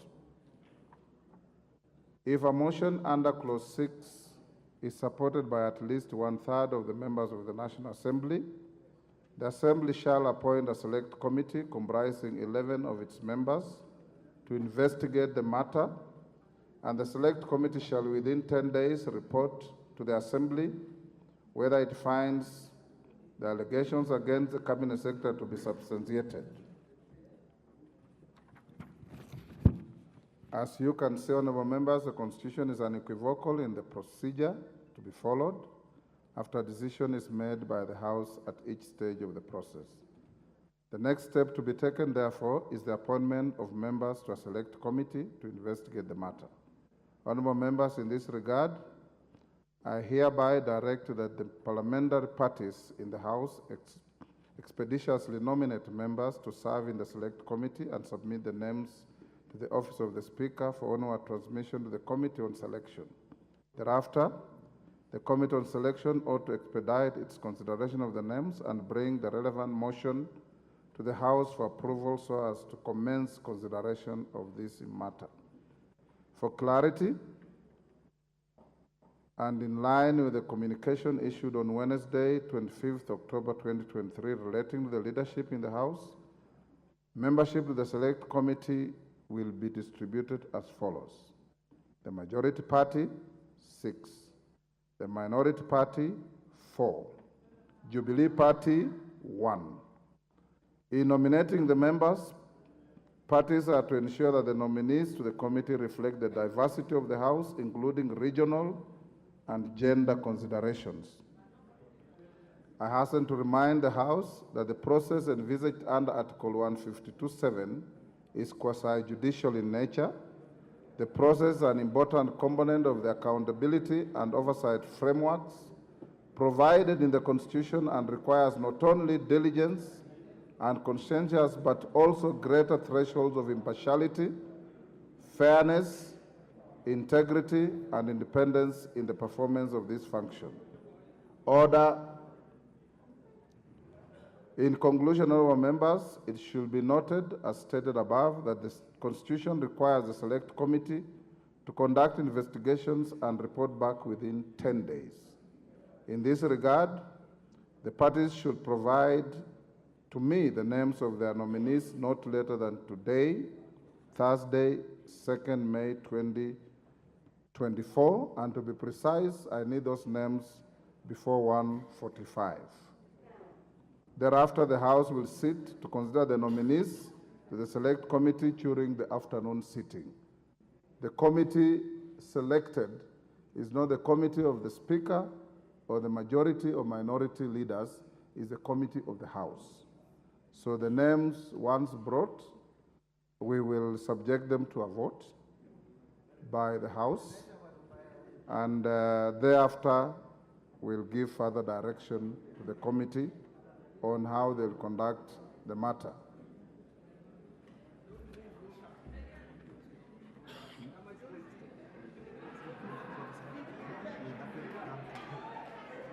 Order. The bars can now be withdrawn. Order clarification. Once the names come to Mr. Speaker, they will not be routed through Selections Committee. That was a mistake in the communication. Once they get to the Speaker, I'll then instruct the clerk to include them in the afternoon order paper, whereafter we'll come, and I'll limit that motion to the majority leader moving, the minority leader seconding, so that we can save time and move to other businesses that are pending. You may now be upstanding.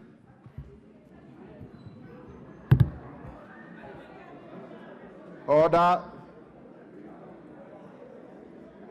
Honorable members,